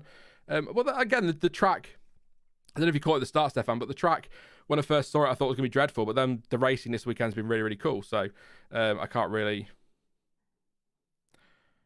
complain about that at all. Raybot says, is there a reason why there weren't any support races? I haven't seen an official reason. I'm sure there will be one. I would assume it's to do with the timetable. So I think they had to have the roads open, the public roads open again at a certain time. It's getting late, event timing, all of that kind of. I would assume it's to do with that, and also usually at a brand new track, and someone's going to come in and say, well, first year in Jeddah they did this, that, and the other. But what we do tend to see at brand new tracks, it's just F1, because they want to make sure that goes off without a hitch, because the last thing you want is to be putting 2 junior categories out there potentially in harm's way if something goes wrong. You want, make sure the F1's right and then bring the juniors next year or something. I would assume it's something along those lines. I might have a look into that, actually. I might talk about that on Sunday if it crops up again. But it'll be interesting to know what the reason is. I assume it costs as well. F3's finished, isn't it? And F2's finale is in Abu Dhabi. But I suppose, there's other racing in the US that could have maybe come and done a sports car thing or something they could have tried. But even then, a sports car might not find the problems that an F1 car found, with the way those cars suck everything, don't they? The roads are closed at 6 p.m, reopened at 4 a.m. to local traffic. So yeah, Oki saying there, so that's got you time constraints. Red flags could throw that off, and that could be one of the reasons. What do you think of the remote interview section and the subsequently delayed podium ceremony? I missed the beginning of the podium because the broadcaster was showing ads and stuff, says Rolly. I've kind of mentioned that. I was just saying I think it's a bit unnecessary, looking at it initially thinking, why are you driving all the way over there to then come back again? But at the same time, they've probably had to set the podium up, so it's probably easier to do it that way around. I mean, if I was a race organizer, I'd keep them in the pit lane, do the interviews there, maybe an extra couple of minutes on the interviews, maybe 5 minutes, whatever, and then get the podium set up in that time, get them to do the podium, and then go over to the casino, look at the lights display and things like that. That's what I would have done, but there's probably reasons behind it, so there you go. Vegas will become a duel because F1 is forcing it to be. Crofty was terrible with that, saying a turn, can't remember which one, will soon be known as one of the best of the season, says Dennis. Yeah, well, my point is just that anything on the calendar long enough gets that prestige, doesn't it? Over time. I mean, you leave... What's a crap race that isn't Monaco? Because I don't want to tap Monaco. But if you'd left Paul Ricard on there long enough, it would become a jewel in the F1 crown. That's the point, isn't it? It becomes prestigious the longer it's on the calendar, because it matters more, because great drivers before have won it, and things improve. But I agree. I think Crofty... I mean, what can I just say? Oh, good God. What Verstappen's in Vegas stays in Vegas. Oh, Crofty, get in the bin, mate. What Verstappen's in Vegas stays in Vegas. Somebody had that written down, didn't they, at the start of the bloody weekend? I think somebody said to me, he must be furious when Leclerc took the lead. Like, what? My brilliant line, it's ruined. I'll have to wait till next year now. Damn you, Leclerc. What Verstappen's in, goodness me, Crofty. But at the same time, kind of applaud how terrible it is. It's just me. I don't think any of these corners are going to be the greatest in F1 anytime soon. But again, over time they might become that. If we see, corners can be defined by overtakes that we see. They're defined by the challenge. They're defined by what they look like, but they also could be defined by what some of the overtakes over the years. So if we see some great overtakes, turn 11 could become a great corner if drivers keep going around the outside or whatever, like we saw today. So there you go. But I think we're a long way off that for Vegas. But again, lessons to be learned from this weekend that I hope F1 will learn from. But I feel like we say that a lot, don't we, about learning from mistakes, and then they don't. But hey ho, we'll see what happens. But it's back for next year. I think it's the start of a triple header, isn't it? Next year. Yeah, it is. Yeah, Qatar and Abu Dhabi. So that's going to be interesting. But I do wonder if they might shuffle the timetable a bit. I get they're going to be careful with their core European audience, which is the big chunk of it. I get that. They don't want to be making it difficult. But for me, and if you all disagree, and you absolutely wouldn't, but I think if the race was on at 2 a.m. here, I'd still get up and watch it, or I'd stay up and watch it. I'd still be streaming a race reaction at 4:30 in the morning. I'd still be doing that because as someone who's put more than 3 decades into this sport, as a fan, I'm not going to not watch a race because it's on at 2 a.m. If a race is on at 2 a.m, I watch it. If it's on at 2 p.m, I watch it. It doesn't matter.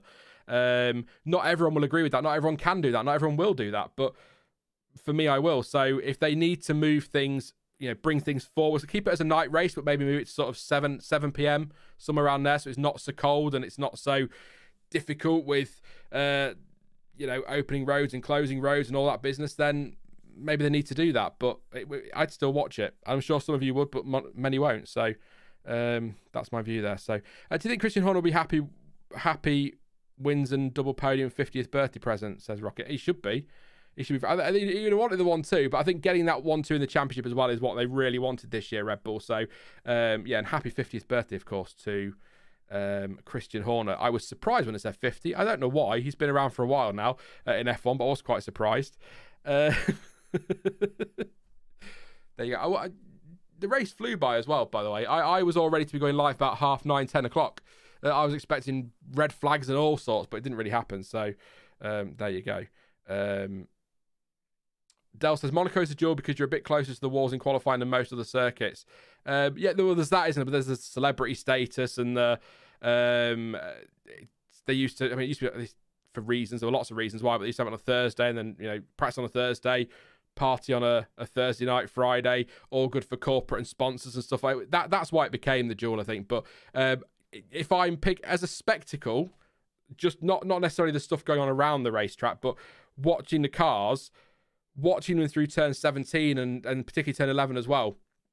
Incredible today, but I still prefer Monaco, even though it's slower, because it's driver, car, can't give an inch. There is a bit of runoff here at some corners where if you do make a little mistake, like Leclerc, locked up today, didn't go in the wall. Does that at Monaco, probably in the wall. So I think I'd still prefer Monaco as a track to watch the cars on, but I think as a racing spectacle, today was definitely better than we've seen at Monaco over recent years at times. So, Coaster is only 2 time zones away and run midday. There's no real reason to run Las Vegas Grand Prix at night other than the spectacle. Suzuki, yeah, I think you would lose the effect of what F1 want if you run Vegas during the day, because you'll still see the strip, but it's not going to be lit up like a Christmas tree, or it will be, but it won't be as obvious as it is in the dark. So I think you could move it to a. Could you make? Well, I'll tell you what you could do. That was a bit high pitched. To Apollo. I suppose you could run it as a dusk race if you wanted to, and a day to an evening to night race like they do with Abu Dhabi. They've got the floodlights there. You could do that. That would be quite, because then you get to see the strip actually start to light up through the race. Could be an interesting one. But I've got no. It's just me. Everyone's different, but I've got no problem if they wanted to bring it forward, and I'm sure they're listening. I'm sure they're sat now taking notes. Not, but no, I'd be quite happy with them to move it forward if they needed to. If it means the track's a little, it's not like warm or hot, but a little bit warmer. A bit more grip, maybe. I don't know. I mean, the track will be better next year anyway, in terms of grip, or it should be. So that's just me. Dusk is a peak time for Americans. Desert cities, you have the lights over time and enough light to see more in the iconic orange desert sky, says Cyber. Good point. The sunset, yeah, Vescal also then kind of counts that. I was saying the sunset will be annoying, probably. Yeah, but it's just going to say we see it other tracks with the sunset, but I suppose it's a bit different when you're coming through some of these corners at 200 miles an hour and there's a barrier there, isn't it? It's slightly different, but do you think Red Bull will want a 1-2 race and qualifying next week with nothing to lose in the Drivers' Championship? They'll want it every race. It's the easy answer to that one, mate. I could get around that one quite easily. They'll want that every race, but yeah. Going to ask, if the rules regarding engine penalties allowing for mitigating circumstances are going to be changed, what's the best way to go about it in your opinion, says Nuke Dukem.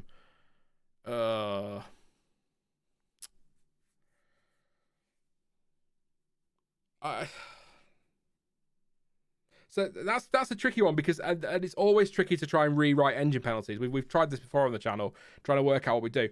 Like today, for example, quite an easy solution to that. And it's not just because it was Max Verstappen. Don't start. I am quite literally and quite obviously a fan of Max Verstappen, but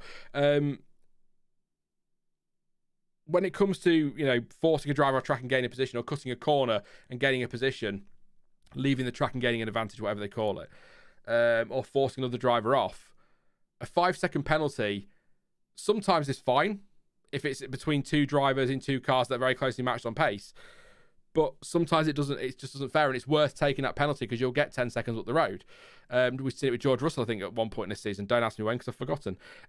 But that kind of penalty, I would say you're better off saying give the position back, and if they then refuse, you then force them to give the position back.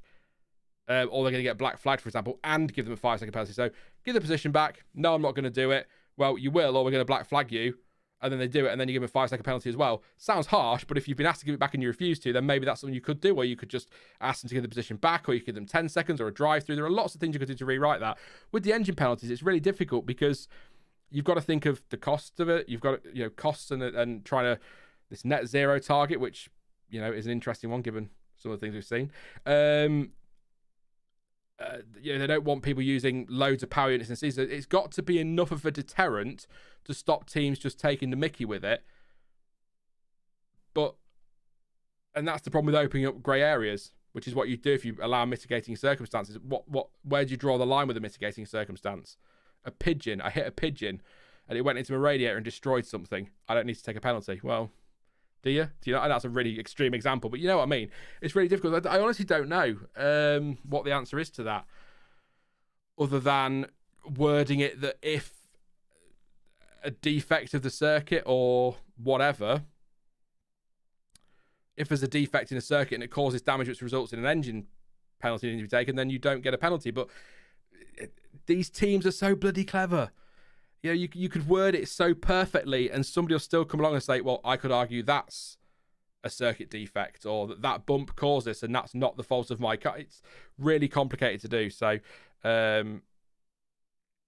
and Newt Duke does follow that up by saying, I'm personally very afraid of teams trying to cover for any engine damage caused by collision with other drivers where other drivers found at fault. That's the other thing. It would need to be so carefully worded, and that's why I don't think we'll see anything change. It's also, this isn't something we see. I often say this with these things. This is something that we don't see every weekend, don't forget. This is something that's specific to this weekend. It doesn't happen all the time. It's not like this happening every Saturday, Sunday.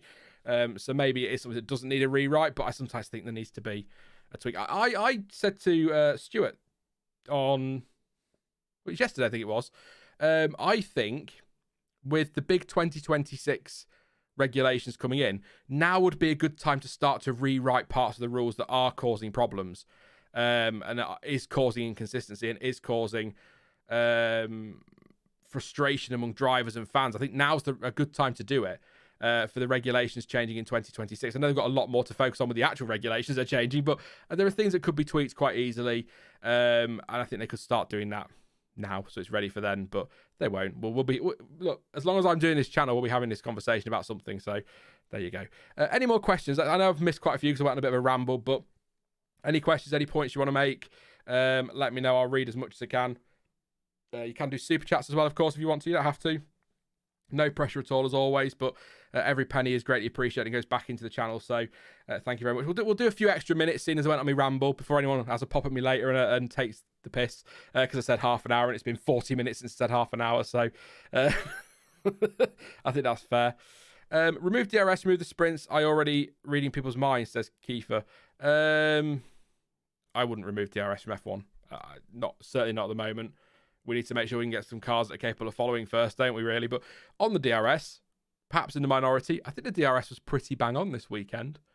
It was just, we saw some easy passes down the strip, but it felt like we saw quite a few where the drivers were able to get alongside and had to finish the move in the braking zone, which is what we want to see from DRS. So I think that DRS on the strip was just about right this weekend, or for the race. And one of them was extended, wasn't it? So I think that was just about right in the end. So I think that was a good shout. So I hope they remember exactly where it was last year. What's your opinion about making Vegas a sprint race, says David? I don't want sprint races at any street track, because I think, certainly with the current format as it is, drivers are less likely to take a risk, it feels like. If you've got plenty of runoff, for example, in a Bahrain, or if they had a sprint in Abu Dhabi, for example, lots of runoff, it's slightly different, but I think you'd see less risk taking. And I think sprints should be on purpose-built racetracks, but they have to be the right purpose-built racetrack. So Sao Paulo, perfect. Red Bull Ring, perfect. I think that's a great shout. But some of them, no. That'll be my view on that one. So, speaking of DRS, they should be allowed to use it after the first lap as they do in the sprint, says Vashek. I think that was trialled this year, wasn't it? It was trialled in the sprints to see if it was something they wanted to bring for the race. So watch this space over the winter when they do make inevitable tweaks to the regulations like sprints and things. They might, if they're happy with how that's worked out and the drivers are happy and the teams are happy, they might bring that in for next year. I think it's been trialled in Formula 2 in the races and trialled in F1 sprints to see if it was something they wanted to bring. So after a safety car and after the start, it will be at the end of the first lap and not at the end of the second lap. So I think they want to try and keep the field a bit closer together. Absolutely. Normally too many crowd shots. The race, I saw none. Actually kind of missed it. Says Captain X, I didn't. I hate the crowd shots. No offense. I'm sure people in the crowd, you're all beautiful, wonderful. But I'm there to watch the racing on TV. I don't need to see people in the crowd. But, there'll be some that will argue, is that because there was nobody there? Or let's be positive and say F1 are listening to people. Plus, actually, to be fair, there's quite a lot going on, so there's no reason to look at the crowd. In really quiet races where not a lot's happening, maybe we do need to see the crowd. Just something to keep us entertained. But, yeah. Do you think needs to change DRS from 2 laps after the safety car? That's Rocket. Yeah, I think your question came after I started answering that one for somebody else, mate. So, there you go. F2 works with DRS being allowed on lap 2, not lap 3. The race camera direction was good this race because they weren't constantly zooming in and out, which distorts the perception of speed. More Indy-style race direction. That's from Brian. Yeah, again, just to reiterate, my complaint was that we didn't see, again, correct decision to focus on the leaders. But my point about TV direction was that there were points where it was a little bit bad. Sort of seeing, I think there was an AlphaTauri overtaking somebody, and then they cut to somebody else and nothing was really happening, and that sort of thing annoys me. But I understand today that they were focused on the leaders, and that makes sense. So that's why I've not seen it, part of that as well. But it's just annoying when you're watching a TV camera. You're watching an angle and you've got in the background you've got a car shaping up an overtake, and then we go and cut to somebody who's on their own doing nothing, and you sort of think, I'd like to see that overtake. That's my issue with it. So, as somebody said earlier, it's definitely a step up from Brazil. Brazil was quite poor at times, so that's fair enough. What do you think about DRS down the whole length of the straight? That's from Stefan. Yeah, no.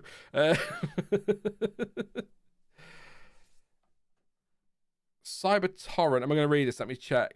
Fun fact, Nevada Department of Transportation kept the strip's traffic cameras on. No sound, but I used as the extra ice on the race. Oh, wow. I hope they keep that on. That's cool. Actually, it's funny, isn't it? Because the Carlos Sainz incident in practice, which obviously caused all the trouble with the drain cover, I didn't see a camera angle of that other than on board until they released somebody released a CCTV. Or the traffic cameras. That was quite funny. I was like, why have we not seen that from TV cameras, but we're seeing it on CCTV? It was quite interesting. I got frustrated with the cut away from the action to see single cars speeding down the strip, says Oki. What about DRS on the third straight? So, yeah, Vesk, I think I made the point in the preview. I was quite surprised that we didn't have DRS on the start-finish straight. That feels like a rarity in F1. And I think it works between turns 4 and 5 to keep cars close. It certainly worked down the strip. But I do look and I do wonder if there is a way to have DRS somewhere on that straight between turn 16 and turn 1. The problem is, I'm thinking safety. You would need it to end before 17 because you can't have cars going through there with DRS open because that could be a disaster. They'll be thinking of that, and also the extra speed on approach to turn 17 might be a problem. So I think the only way you could probably do it is to put DRS directly after turn 17 until turn 1, but that's such a short blast. And to be fair, because it is such a long run and because you got the DRS before it into sort of on the strip, what we saw today was cars getting close there. I think Hamilton's move on Gasly, I know he was struggling, but we saw a couple of others as well, where they stayed close through 14, 15 and 16, then used the toe down the straight through 17, then made the move into turn 1. So I think Ocon made one of those moves in there as well. It might have been Gasly. It was one of the Alpines, I'm sure it was. And Piastri did too. So it worked without the DRS, but whilst I was surprised not to see it, and I agree that it would be cool to try and find a way to fit it in, I'm not sure where it goes, because that blast between 17 and 1 on the start-finish straight, I'm not convinced DRS is going to make much of a difference there. It's not very long, but yeah, I think it's just the approach speed to 17 will be a concern, and obviously DRS. Remember when they put the DRS through the first corner at Silverstone? That lasted one season, didn't it? And that was that. So yeah, the run off at turn 1 says Rolly. That's another good point. Yeah, I still think turn 17 is a factor because you're already going through there flat out. So with DRS wide open, you get a snap in there and you're straight in the wall, aren't you? And it's a nasty one as well. Potential airplane crash if somebody else is involved. But yeah, the run off at turn 1's a good point as well, which is sort of odd because it was purpose built, that bit, wasn't it? But I'm not quite sure.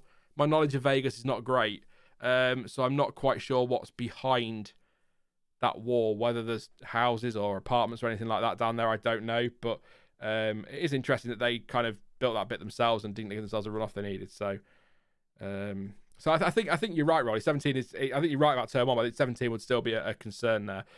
The battle for P4 is between Sainz at 200, Alonso at 200, Norris at 195 points, and Leclerc at 188. In your opinion, who do you think will be the ones who takes it? Says CPB. Let's get the championship open. Let's do this one to round off then. That's not the championship, Sean. Why are you there? What on earth is that? Anyway, so let's put Carlos Sainz at the top. There you go. Sorry, Max. So Carlos Sainz 200, Alonso 200, Norris 195, Leclerc 188. So we're not throwing Russell in there, are we? No, because he's a bit off there. 40 points. That's not going to happen, Sean. So I'm going to say no to Leclerc. Not generally, just in this conversation. Like, no to Leclerc. I don't want to be near this sport anymore. No. On the argument, generally, no. I think 188 points. I mean, he's only 12, but he's got to outscore Sainz, Alonso by 12, 13, 13 points, won't it, for them? Because they'll have more podiums and more wins with Carlos Sainz getting a win. So he'd need, 13. I suppose Leclerc's got an outside shot. Norris is 5 off. I think he's got a good shot. I don't know. It depends what Aston turns up in Abu Dhabi, doesn't it? So I'm going to go with. I think McLaren are going to be strong in Abu Dhabi. They're strong in the medium and high speed, aren't they? There are some tight, twisty bits, but since they've opened parts of the track up there, it's not been too bad. So I can see Norris back on the podium in Abu Dhabi. Just off the top of my head. So you'd be looking at least 15 points there. He'd need 5 or 6 to go ahead. He'd need 6, wouldn't he? I think Sainz is sitting pretty there, you know. I'll go Sainz. Not just because he's there, just because I think even if Norris was to finish, say, 3rd place on 15, you'd still need to outscore Carlos Sainz by 6. So we would still need Carlos Sainz to be, 6th place, and I can see Carlos Sainz finishing higher than 6th, especially with Ferrari on their form at times. So I'm gonna go with Carlos Sainz. I'm not gonna say Fernando. I won't say Leclerc, and I think the closest challengers to Sainz on Sunday next week will be Lando Norris. There you go. 2 predictions. I look forward to them being wrong. I look forward to Alonso P4 and Leclerc P5. It's all gone wrong. My prediction. I think I got something right this week, though, so that's good. That's a nice change, isn't it? So, one final question then, if it's worth it, if there's one there. If not, then I will call it for today, because we've done nearly 2 hours. I think that's nice. Also nice to just kind of do this and chat to you all, not under pressure to have to get done. I've got all day. I don't know if you're in Europe and what you're doing the rest of your day. Have a good weekend. I am going to be going downstairs to put my living room back together. I'm just waiting for questions to come in. That's why I'm telling you the story. Because I shampooed my downstairs carpet yesterday, which is not some kind of euphemism. I literally got the carpet cleaner out and cleaned. That still sounds the same, Sean. Stop it. I cleaned the carpet downstairs. It's not getting any better. Anyway, so yes, I did that. Ready for Christmas. So I'm going to put my living room back together, and then I'm going to sit on the sofa and go, oh, I've got all day to myself now, and then probably fall asleep for 3 hours, and then wake up and be grumpy because I wasted a day. But there you go. I didn't get a lot of sleep last night. I don't mind being up early for races. I quite enjoy it. But I've said before, early and late races, I quite enjoy them. But when I don't get a lot of sleep as well, I like to get to bed. So there you go. Enough about my carpet. Anyway, let's move on from that one. So yeah, that's what I'll be doing today. Hope you have a good afternoon, whatever you're planning on doing in Europe. I don't think there's any football, is there? I can't even watch that. That's terrible, isn't it? It's terrible. There you go. Sainz gets with countback with his win. Yes. So if, let's say, Carlos Sainz, Lando Norris, Fernando Alonso and Charles Leclerc are somehow, I don't know if it's possible, but are somehow all on 200 points on Sunday next week, then Carlos Sainz will be P4 on countback. Lando Norris, hang on a second. So Carlos Sainz will be P4 on countback because he's got the win. It would depend where Norris would finish. But if Norris doesn't finish on the podium, Fernando Alonso will be 5th on countback. If he does finish on the podium, I think Norris would go ahead of Alonso for more second places. I think that's off the top of my head, so don't quote me on that. Charles Leclerc wouldn't do anything on countback because he's got no wins and only 5 podiums and can't catch the 7 or 8 ahead of him. So, yes, that's off. I think that's right. It probably isn't. We'll see. There you go then. This is one for you as well in chat. We'll round off on this one. Mario says, Vegas cringe or not? Final thoughts. Let me know in the chat. Cringe or not? Just cringe not. That's all you need to tell me in the chat, and I'll keep an eye on that one. For me, yes, it was cringe, but I've never been to Vegas, but from what people have told me who have been to Vegas, isn't that kind of what Vegas is? It's cheesy, it's cringy, and that's kind of what it is. So I'm not surprised by that. Is the spectacle and everything around it for me as a viewer? No. But I'm quite happy for that. I'm not going to say that spectacle can't happen. So long as the race, if we have races like this most years, I'm not every year, but most years in Vegas, and they rectify the issues from earlier in the weekend, I don't care about the cringe. If I'm in Vegas, I'm probably completely embracing it and getting involved in it. But when watching at home, it's not really something that translates, I don't think. So I'm not really interested in that. I'm interested in the racing.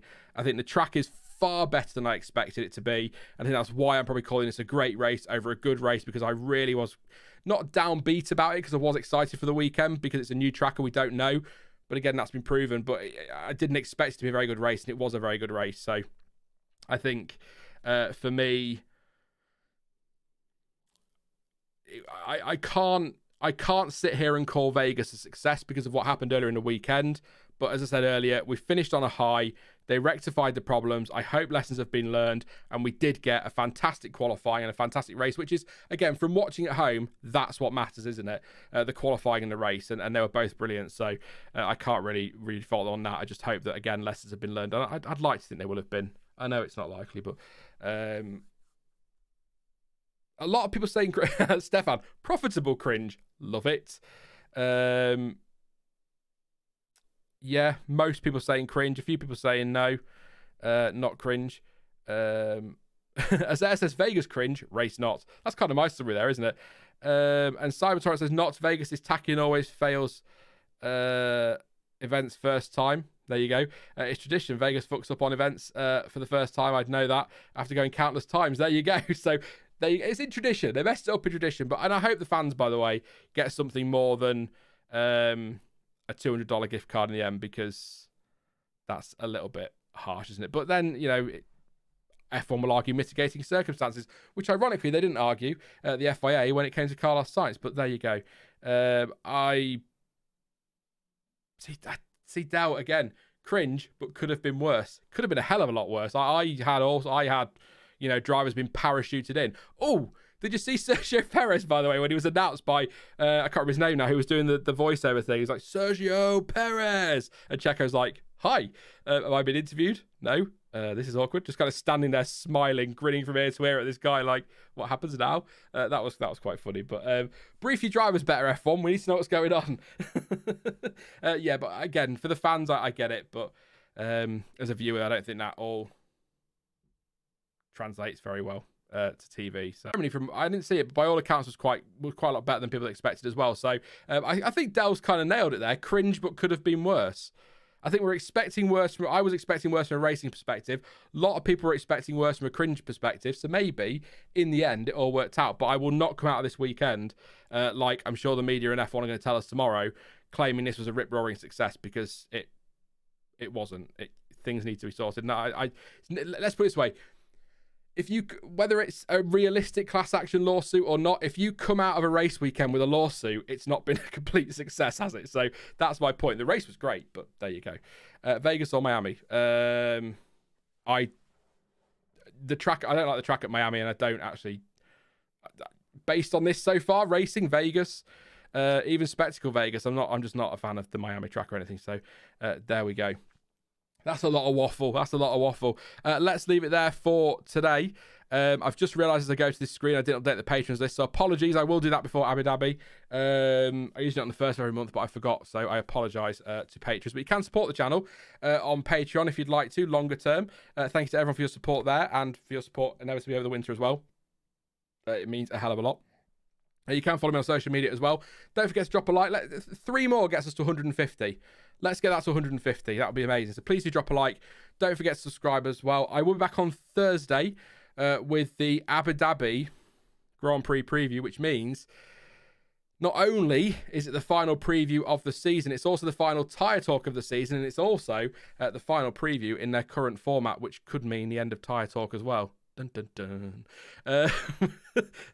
Slip that in at the end, Sean, when no one's listening. Yeah, so we'll be back for that. Obviously, I will be back for the race reaction as well next Sunday. And I might do on Saturday as well a kind of waffly post-qualifying stream, but I'll let you know about that nearer the time. And I will be here over the winter as well with some content too. 5 videos in December, I think I've decided, and maybe a couple of streams as well, and then we'll be resetting for 24, which I think the channel desperately needs. It needs to evolve. It's not evolved in God knows how long. But anyway, I'm going to go. Thank you for watching. I've been Sean. This has been the F1 Word, and until next time, goodbye.